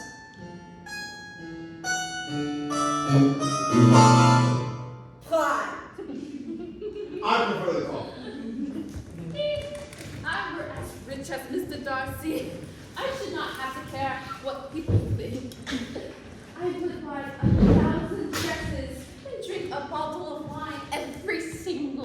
Then I would say you drink more than you ought, and I would take away your bottle directly.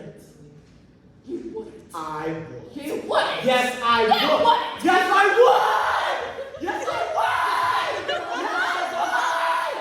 Yes, I would. This is from Jane. It says that we should not expect her back today, for she is taken ill. The doctor advises her to quite seriously rest. Oh, isn't this wonderful? Send back word that Jane may stay as long as she likes. That Jane may stay forever. Well, should we send the carriage to collect us? You know, recover at home. I'm feeling quite well today. Oh, Pop! I mean, she might as well be ill where it is advantageous. So, Pop, perhaps she may die. That would be romantic. Oh, Pop! What matrimonial games are a woman's purview, Elizabeth? And I've had enough of them when my own round was lost. Leave me out of it. We hear often of sickness from love. Perhaps this is a case of love from sickness. Very well said, Mary, indeed. Well, if you will not bring Jane to us, then I will go to her. Now, I forbid you to do so. You will not have the carriage. Then I shall walk. Mr. Gibbons, Lizzie, come.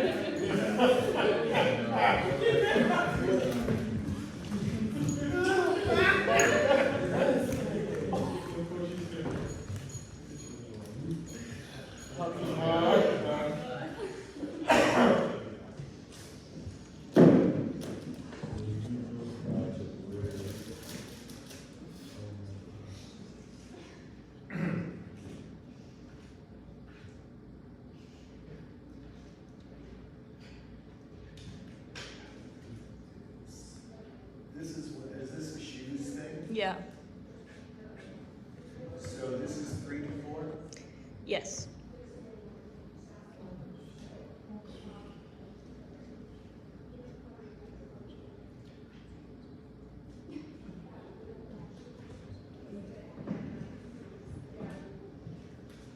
So it's a Bingley quick change first. Our first option is a quick change with a dresser.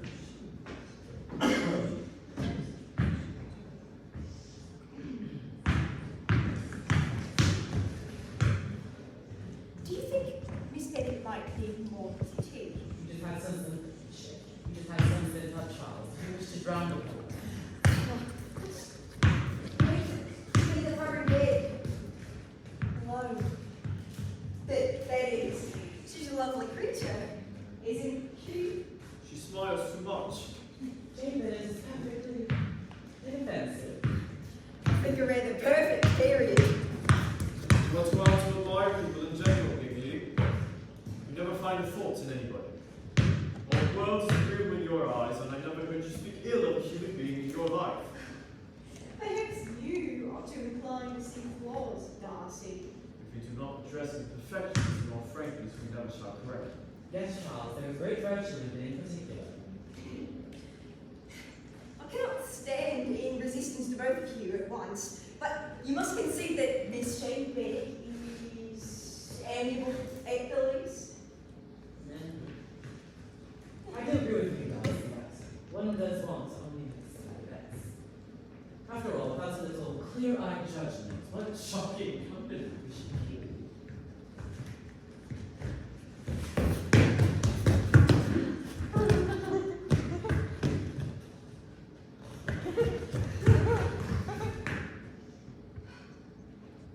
Just keep looking. That's all. Just keep looking.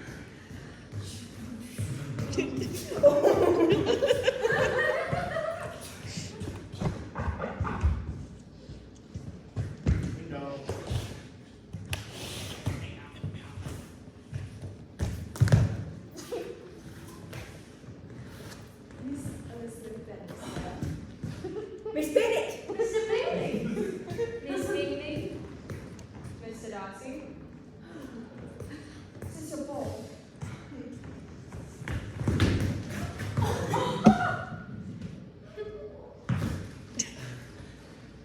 Miss Bennett, sounds like some sort of accident.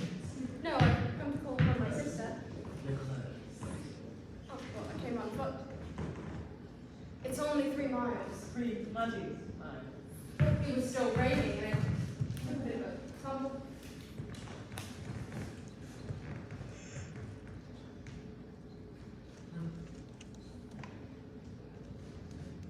Oh.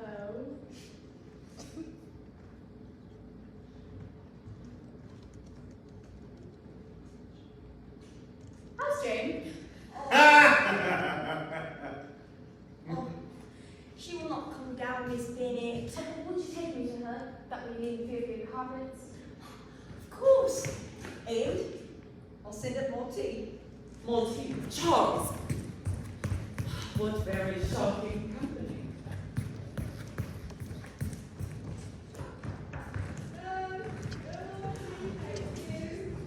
Oh, Jane? Lizzie? Yes. Oh, Lizzie, I'm so glad you're here. Oh, won't you have come out now, darling? Ollie, Ollie, oxen free?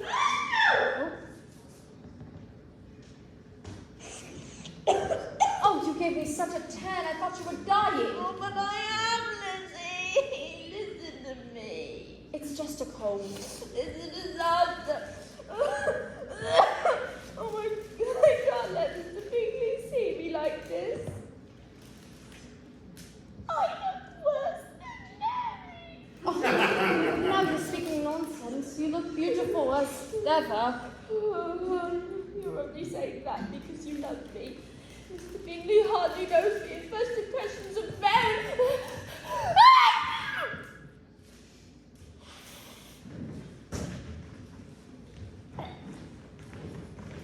Important. If he really likes you, then he'll like you even in an imperfect state, and I am certain that he does, very much. Really? Because I like him too, so much. Oh, he is the perfect man. Drink your tea and tell me how such a paradox is possible.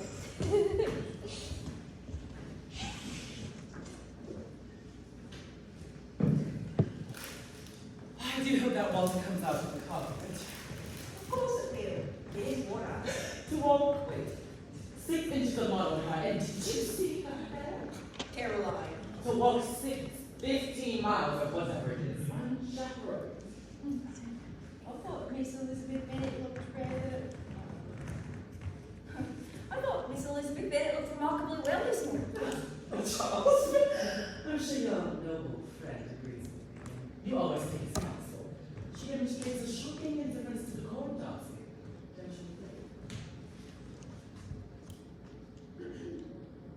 Miss Elizabeth Bennet. Shh! Miss Bennet, how is your sister? Materially better. I dare say we'll be able to leave you in the morning.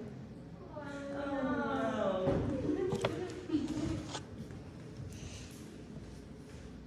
Perhaps Charles. I should send Charles. some more... Bingley, sit! Stay. Good boy. Do you play these things? Oh, a little. Little sister.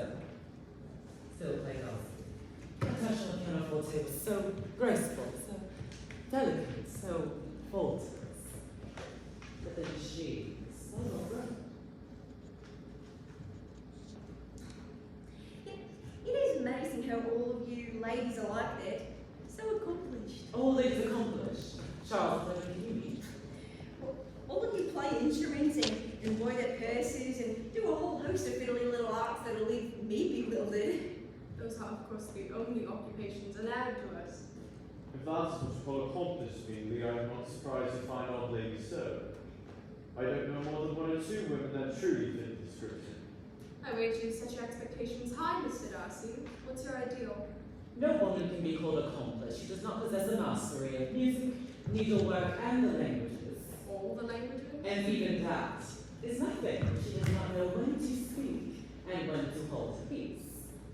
The accomplished woman is irreproachable, an elegant ornament in any room, a sparkling delight to any eye, a flawless vessel into which the confidences of the greatest men may be safely poured. And to this facade, she must add something more serious, by the continual improvement of her character. I'm no longer surprised at your knowing of only a few accomplished women. I rather wonder at you knowing any. I've never seen such a lady uniting capacity, taste, and elegance with, I almost forgot, moral invincibility. Let us play fair in this bed, and you may revenge yourself. Surely you can picture the perfect man. Is it funny? Images of perfection. Pictures of perfection make me sick and wicked. The ideal, then, if not perfect. If I knew who I was speaking, if I saw who I was there. Miss Jane Bennett.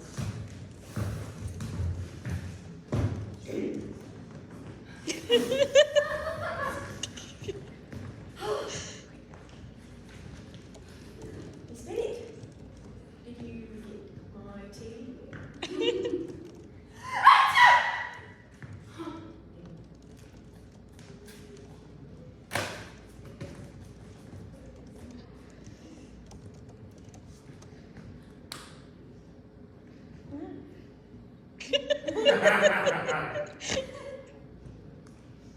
What interests our family, Cherry Person?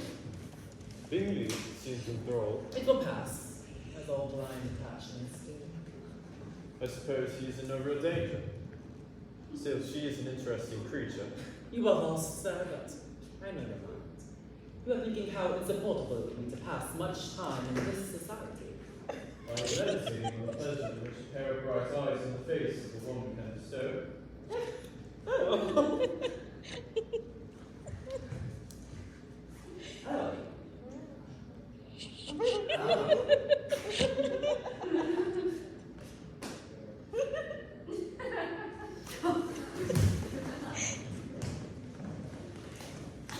This is scene 5 or 6? Scene 6.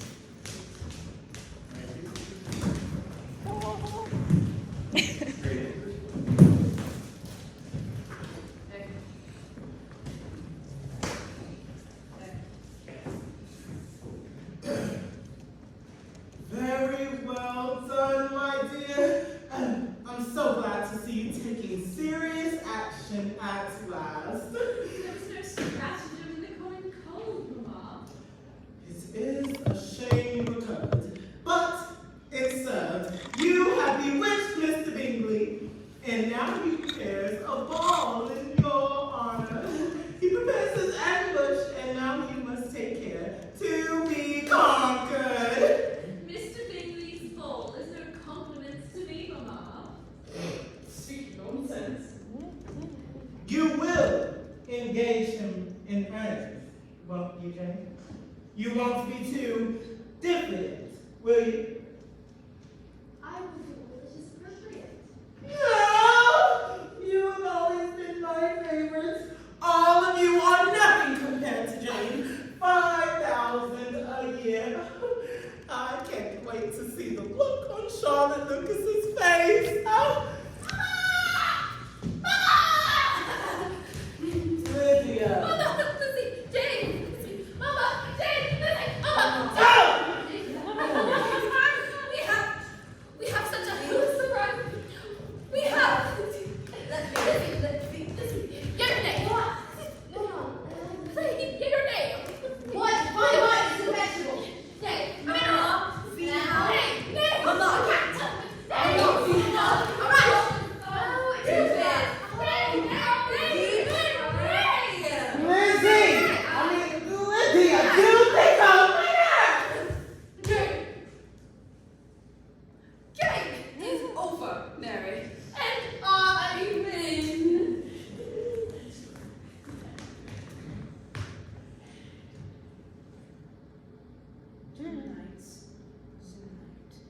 I have done my duty for the family. Mama, I have lured home the most majestic beast, a gentleman for tea. A gentleman? Yay! You should not be bringing strange men home. And why not? Why not? I was chaperoned. Mary was with me, and Lord knows she's stumbling block before the blind. I thought he might do for Lizzie. You're welcome. Girls, these are my daughters, Jane and Elizabeth. This is Mr. Wickham. Mr. Wickham has recently taken a commission as a colonel, sir. I'll be lieutenant, Well, that's wonderful. Take a seat next to.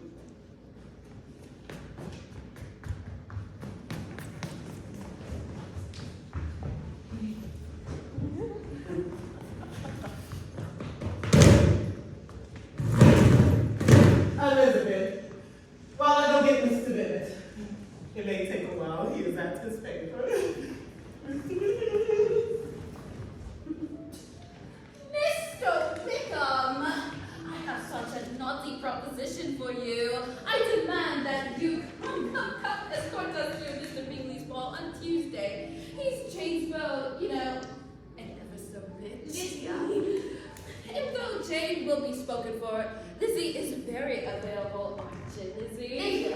No factors would be there, but Jane's beau and that atrocious Mr. Darcy. So, after Lizzie, you must stand with me too. Come, sir, come. Lydia! Mary! Do pleasantly more cheerful. How can anything be arranged with you pounding away like that?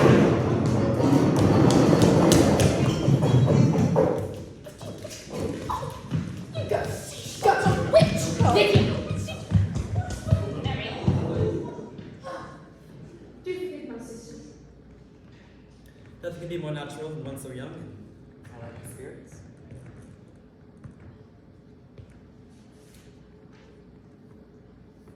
How do you find the country so far, Mr. Wickham? It is charming, and the people so undeserved. Is this when you want us to be like walking in the garden thing? I'm sorry, say Is again? this when you want us to be walking in the garden? Yes, fine. Let's go for, girls, ladies, we have you do your exit again.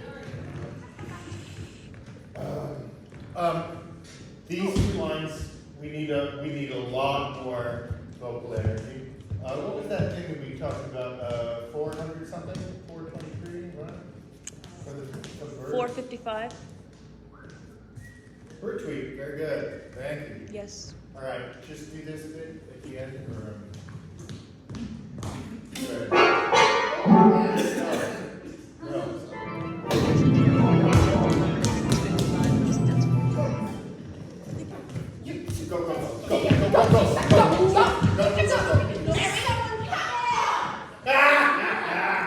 Yeah, like that. Do forgive my sister. Nothing can be more natural than one so young, and I like high spirits. How are you enjoying the county so far, Mr. Wickham? It is charming, and the people so undeserved. Miss Elizabeth, the Darcy your sister mentioned, is that Mr. Darcy of Derbyshire? The same. May I ask how well you know him? We are acquainted. I'm friend with him himself. We are. I have neglected his friend since my infancy, but perhaps I should say. Well, allow me to lay myself bare, Mr. Wickham, and tell me that I find that very disagreeable. I will also expose myself entirely and tell you that I am not surprised. We are expressing dangerous opinions. Not an easyality, sir. He's not polite to the ethic child, but everybody is disgusted with his pride. How discerning you all. Well, it always pains me to see him that I shall not be driven away from this place. Oh? Normal conversation, Miss Elizabeth, I would never break my silence, but since we are being so Mr. Darcy's father was my father. Oh? He loved me as another son, and he promised me that when I came to man who like inherit the most valuable living, but I'm afraid that after he dies, our living was given elsewhere. You were robbed of your inheritance by Mr. Darcy? I assume he was jealous of my relationship with his father. May he rest in peace. I knew Darcy despised his fellow creatures, but I had not thought of him as bad as this. To descend to thievery. Thievery. All because of his Pride. Pride, precisely. He deserves to be publicly disgraced. That may be, but I have sworn to never speak ill of him in memory of my beloved godmother. I must thank you for allowing me to unburden myself to you, Miss Elizabeth. You may call me Elizabeth. Miss Lizzie Bennett. There's something about you that encourages a man to open his heart.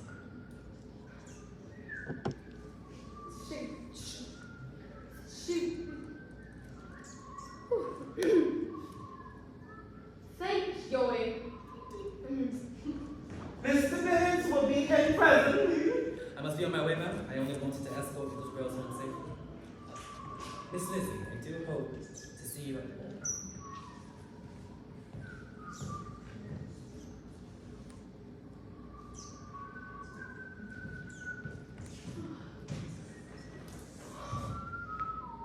What a charming man. But only a little. Where's Lizzie? Isn't he perfect? Lydia, What a get, yay? I'm not catching. I'm not interested in catching anybody. You should not be thinking of such a man. But that's all anybody thinks of. Not me. Well, you ought to. Well, you ought to. Lydia, even if I was tempted, Mr. Wickham is inappropriate. Your matchmaking is inappropriate. This conversation is inappropriate. Well, if we don't... Please, no, please, my nerves.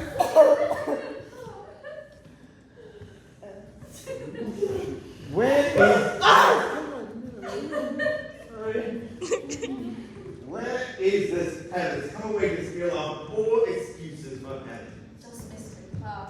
Well, then I have done my duty as patriarch of this household, writing all unserious young men. See, inappropriate and unserious.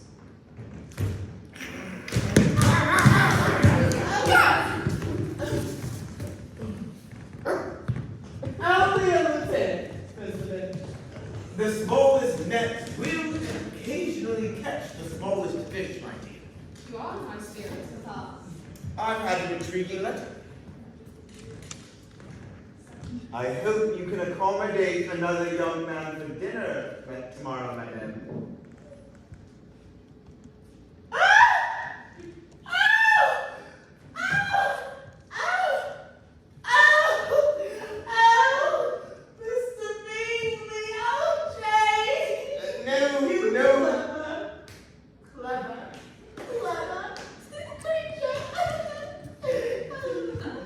No, my dear. It is my cousin, Mr. Collins. The very same villain who is set to inherit this house when I am finally dead in a blessed peace. He writes in the rooms of this, he wants to rebuild the bonds of our household. And I must inform him that he is single.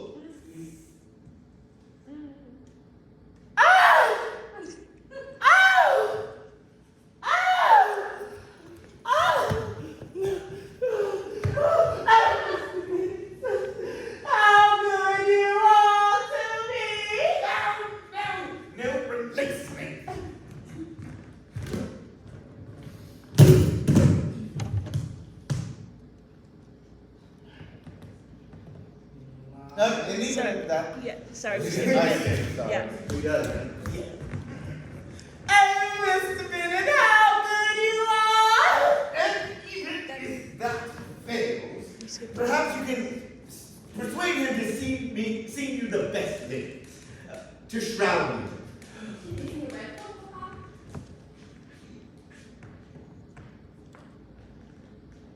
A clergyman.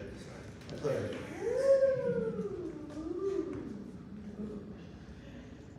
If you girls can just manage not to frighten him away.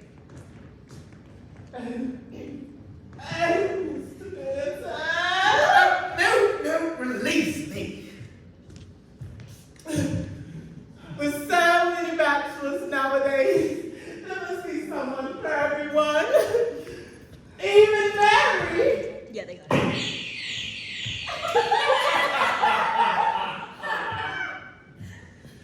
Lizzie. This comment sounds very appropriate and serious. I tell you, ladies, you young ladies, you gracious ladies of youth and grace, you ladies, it is a grave duty to act as tutor of the spirit, essence, soul, but as a clergyman, it is my place to promote, establish, inspire charity, and I have been sent on this quest, mission, crusade by none other than the most righteous Lady Catherine de Bourges. Lady Catherine de Bourges.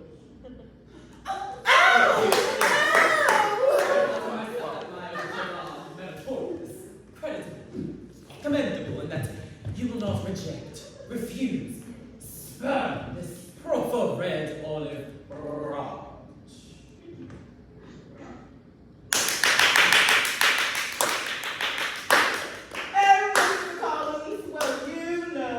We are very open to any connection between our households. Any connection at all. Then in an instant in the company of my fair cousin's marriage, I will feel forever gratified, enchanted, entranced. Well, it is your duty, girls, to show Mr. Collins all the merits and charms.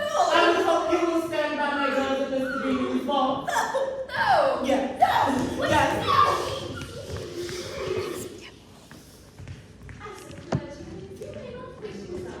I hope to couple with all my cousins and calls it me. May I make this plea? A claim! Assertion to you. I think we are.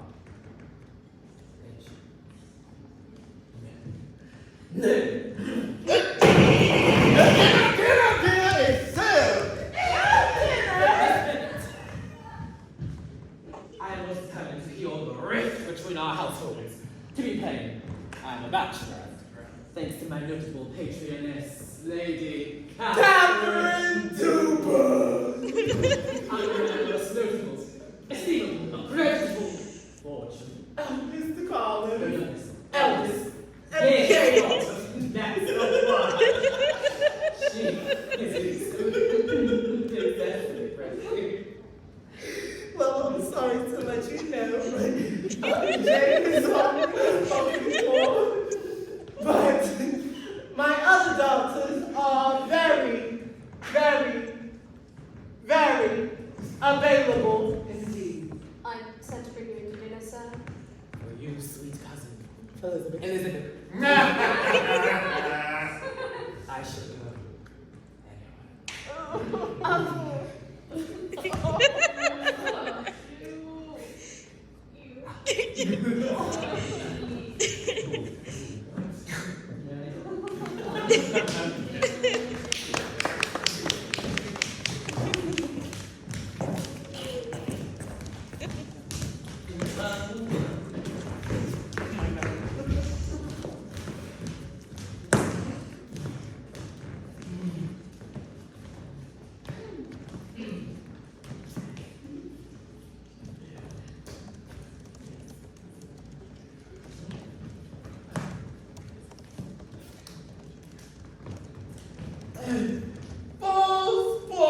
Balls.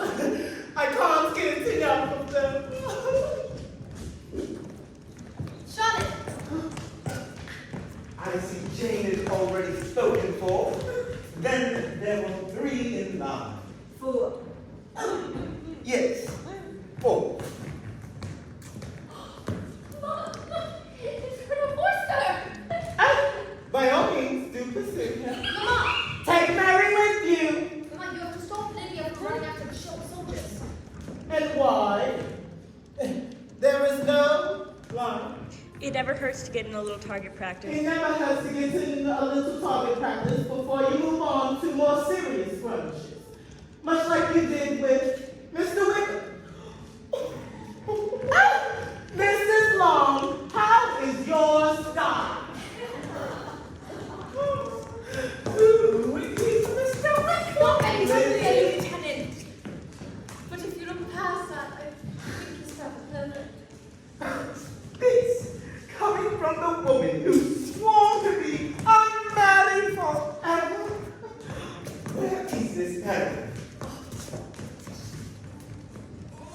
Do not read out the band. Do not read out the band, Charlotte, just because I would wish for a dance partner less objectionable than District Coleman.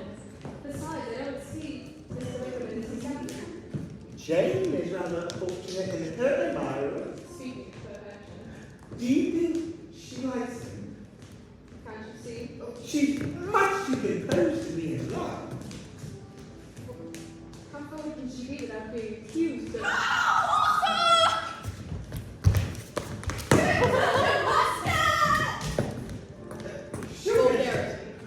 She'll get him. She'll just have to break the rules. Must it always be catching and gaining and strategy? Perhaps she just didn't know him before she makes a display of her affection. How much can we really know of a person? She is better off rushing off to the altar. She has the rest of her life to fall in love. You would never act that way yourself, Charlotte. It is in my experience that one undoubtedly finds oneself doing the thing that one swore never to do.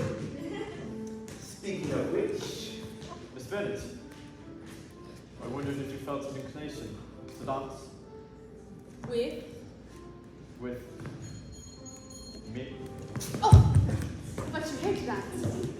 If you are previously engaged, No, everything's fine. Let's just go No? on. Sit down.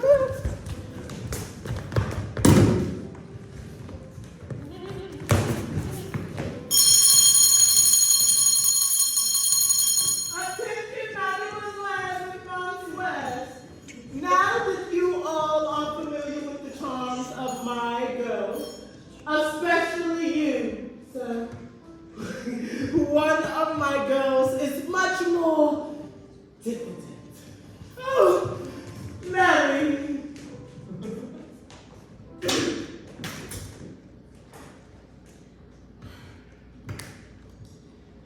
Full many a flower is born to blush unseen. Not that, dear. Nobody likes an actress. Miss Mary Bennett has graciously consented to share a most unspeakable gift with us. Something far more than wit, or charm, or style, or beauty, or personality. The gift of music. She will be available to dance out to. Oh, Caroline, Miss Finley, we have so much to discuss. Come.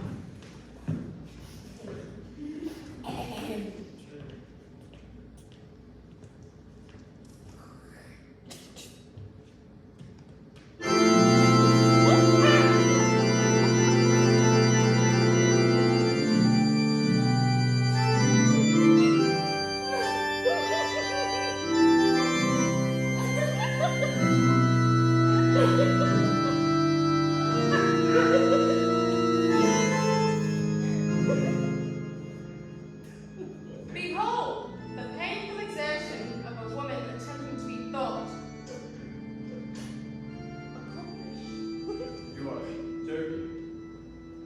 I must start out by being impertinent, Mr. Darcy, or I will be afraid of you. Something amusing, Miss Bennett. Oh, nothing, everything, odds, I suppose. You are laughing at me. At myself, sir. What about you is so amusing? Where to begin my flaws, follies, and inconsistencies? The whole range of life which is out of my control, really. One cannot always cry over it, so I laugh when I write. How interesting. I suppose you know that for yourself, Mr. Darcy. It is the study of my life to avoid those weaknesses which expose character to ridicule. Such as vanity and pride. Vanity is indeed a weakness, but pride, where there is real superiority of mind, pride may be justified. You are laughing at me. Only because the contrast of this is so extreme. I am fundamentally flawed and thus hopelessly unserious. But you have such a perfect understanding that you seem to possess no defects at all. Miss Bennett, I think you do not mean that. I talk a lot of nonsense. Can you conceive that others may laugh to see us standing up together? Why? Because it is such an unlikely pairing. thought of laughing when I should have asked you.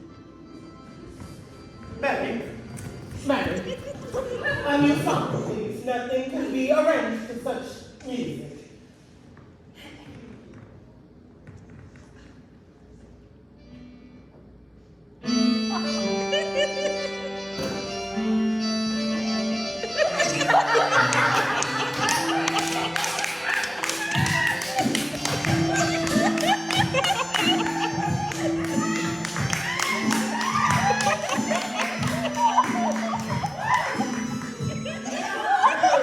Mary, you have delighted us long enough. Hey. She is now available to now. Richard.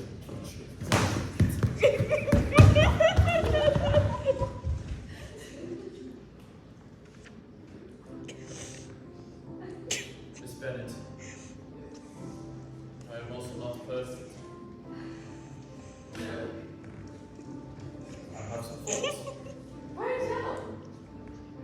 Concept, you like value. Lying. Perhaps my temper is a little too. Perhaps my temper is a little too unyielding for the liking of the world. Ah. I cannot forget. Laugh at the follies at others. Oh. And my good opinion once lost is lost forever. You've chosen your flaws well for playing truly. Oh, very serious. There is a particular evil in every character. May I sum up yours, Mr. Darcy? The defect is, I'm afraid, a propensity to hate everyone. And yours is willfully to misunderstand them. Mr. Darcy. I am surprised to see you here.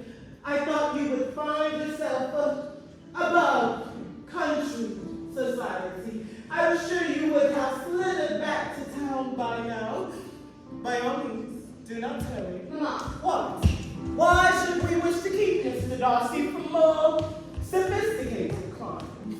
I am sure Mr. Bingley enjoys Meryton, but then again, he always has something agreeable to say, as opposed to those who fancy themselves important. Mama, please. Mr. Darcy may go where he is tolerated, and Mr. Bingley may stay where he is wanted. We are very happy to get rid of one and keep the other forever. Bravo, Mama! Bravo!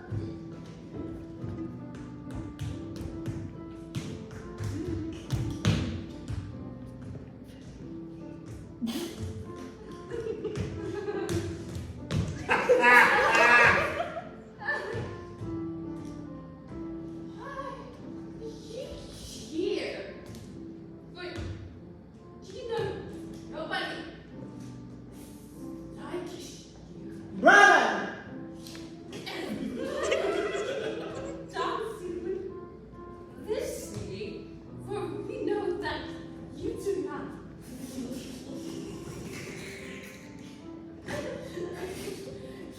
like her. Brother! Let's just go find this window by you, Lizzie. Mr. George Wickham of Derbyshire. Yes, of Derbyshire. And a more appropriate dance partner than some. I assure you these will not happen. I know the man very well. He had the most interesting things to say about you.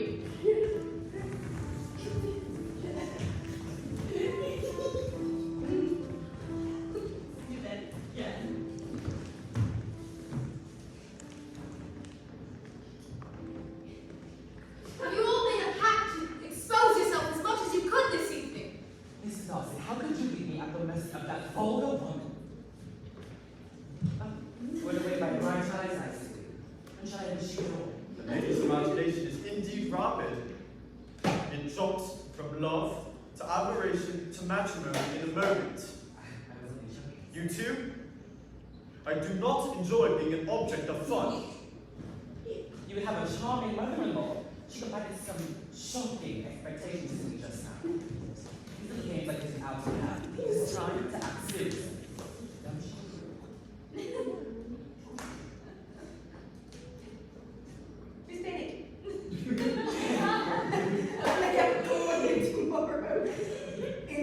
right?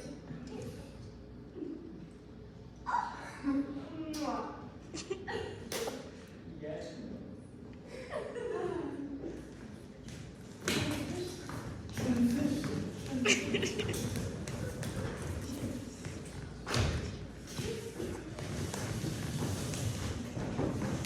Did Mr. Bingley say when you recall? No, but let me not go to the church. In case he comes, you would endanger your more immortal soul to meet up with a man. Jane, what is this shopping? Yeah. Perhaps I will, though. Well, you know. You want me to teasing you? Of course, you could indeed be much more shocking when you're dealing with Mr. Bingley. Really? I always thought that I was rather forward. Truly. But I suppose we are all lying to ourselves. When he comes, I will try to make it known I like him.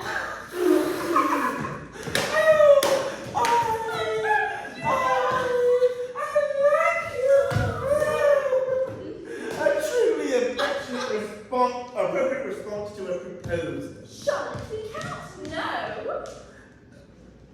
Do you?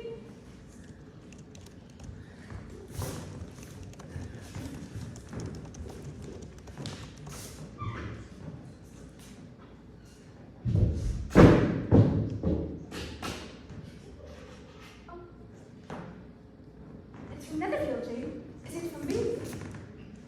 Girls, he's here. The moment has arrived. Jane, do come outside. Mr. Whitman, We should Mr. have all the Collins bells has something to in the say. manuscript assigned either to actors or to stage management by Charlotte Lucas. Charlotte Lucas. the end of Charlotte! Thursday. Both acting and Please do excuse me. Your modesty cousin only adds to your merits, attributes, perfections. Such delicacy is most desirable in a lady, and Mr. Collins. yes, Elizabeth Marie Bennet. Not my middle name. I have chosen you as the part. Companion, helpmate of my life. Mr. Collins. Let me assure you of the violence of my affections. 2 weeks ago, Lady Catherine de Bourgh condescended to give me her honourable opinion on the subject. Mr. Collins, you must marry, said her ladyship. And mind you, should be of good stock, and what better stock, my sweet cousin, than that of my own, Vi? I came to Meryton to choose, select, find a wife. And I dare say I bring back quite a prize. Of all my cousins currently available to choose from, you are most desirable. Mr. Collins, I am sensible of the honor of your proposal, but it is impossible for me to do otherwise than to decline it. You cannot be serious. I... Ladies always reject a gentleman's first advances. One must woo, court, win, over, before attaining blushes around. I shall play this game and confess that your humility is most captivating, charming, arousing. This minute, congratulate me upon the merger, the unification, coupling of our households. Do not congratulate him, Mamma. Hello. Oh, my cousin refused me according to the usual practice of elegant female. Refuse. Lizzie, refuse. You are uniformly Scotch. The answer is no. No. No. No! Mr. Bennett! Mr. Bennett, you must make Lizzie marry Mr. Collins! Allow you to keep this estate in your family. I know, but no. But you have such low connections, no other offer will ever be I made. know you know. But you are one of 4 daughters and not even married for it. I know. But no. Mr. Collins, if you would just take a step outside. Charlotte, look at why are you in trouble? Please take a couple of photos. I came to find a lot.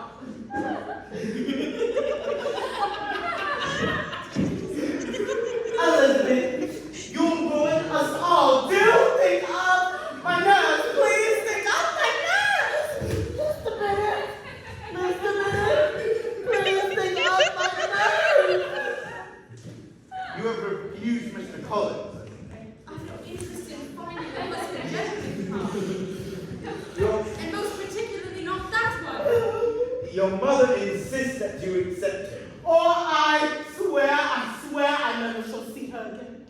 Papa, my feelings in every respect forbid it.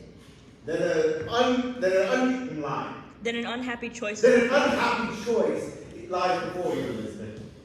If you do not, your mother will not see you again if you do not marry Mr. Collins, and I will never see you again if you do. Mr. Bennett. Mr. Bennett. Mr. Bennett.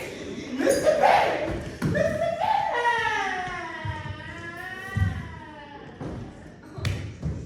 And so I sink the family fortune.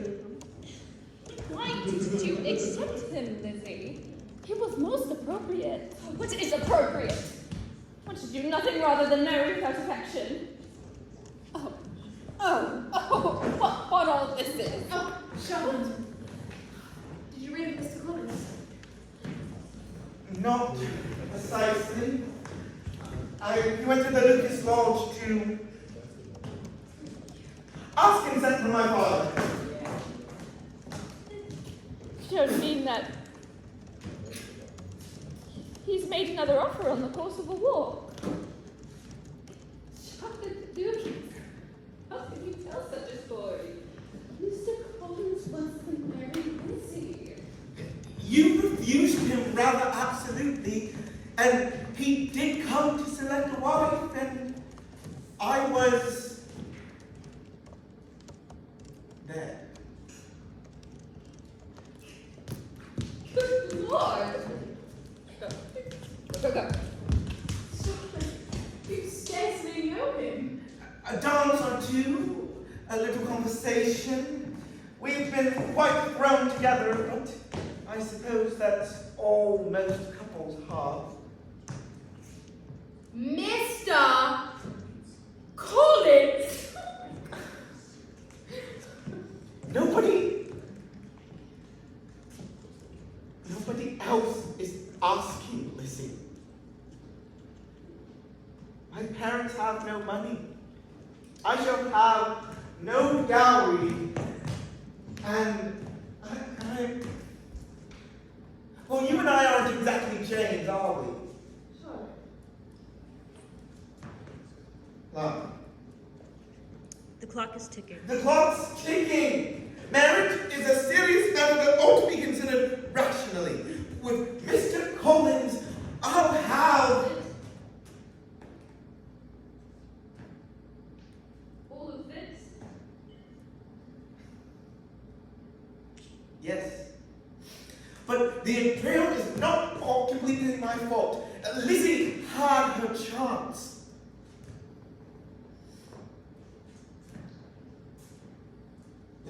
There doesn't need to be any There doesn't need to be any awkwardness between us, does there? We'll laugh about this just like we did everything else.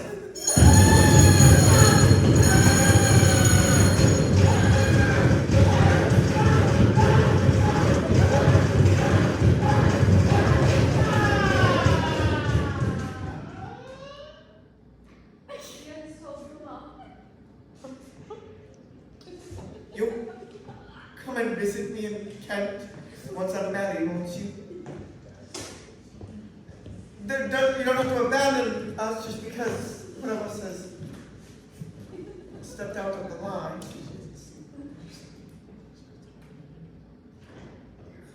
Lizzie,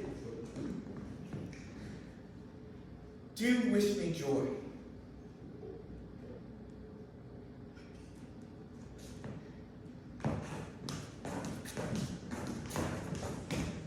Oh, James, please don't cry. You have to take note.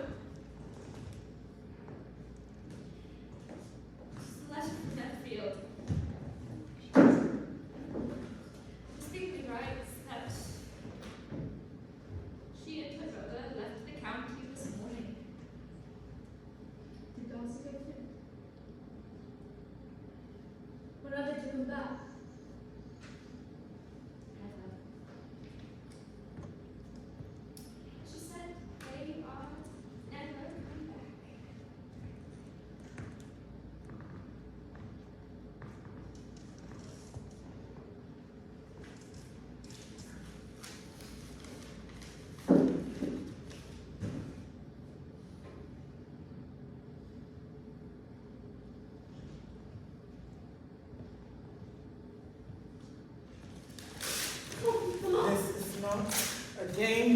not a game. This is not a game. Don't you understand? Passive, diffident, and stubborn. Milquetoast and stubborn and prideful. Two suitable gentlemen. Two perfect matches. All of my efforts come to nothing. And we shall go to ruin. No, Lydia. I cannot see these stupid girls again. I shall never see them again. They will look at my sick bed. They will make me die.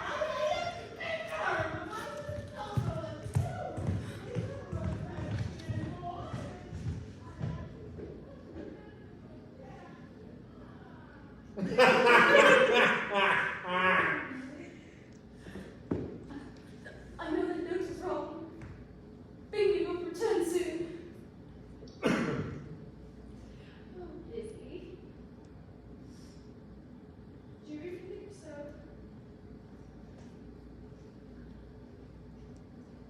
Everything will be perfect. You'll see, Jane. You'll see.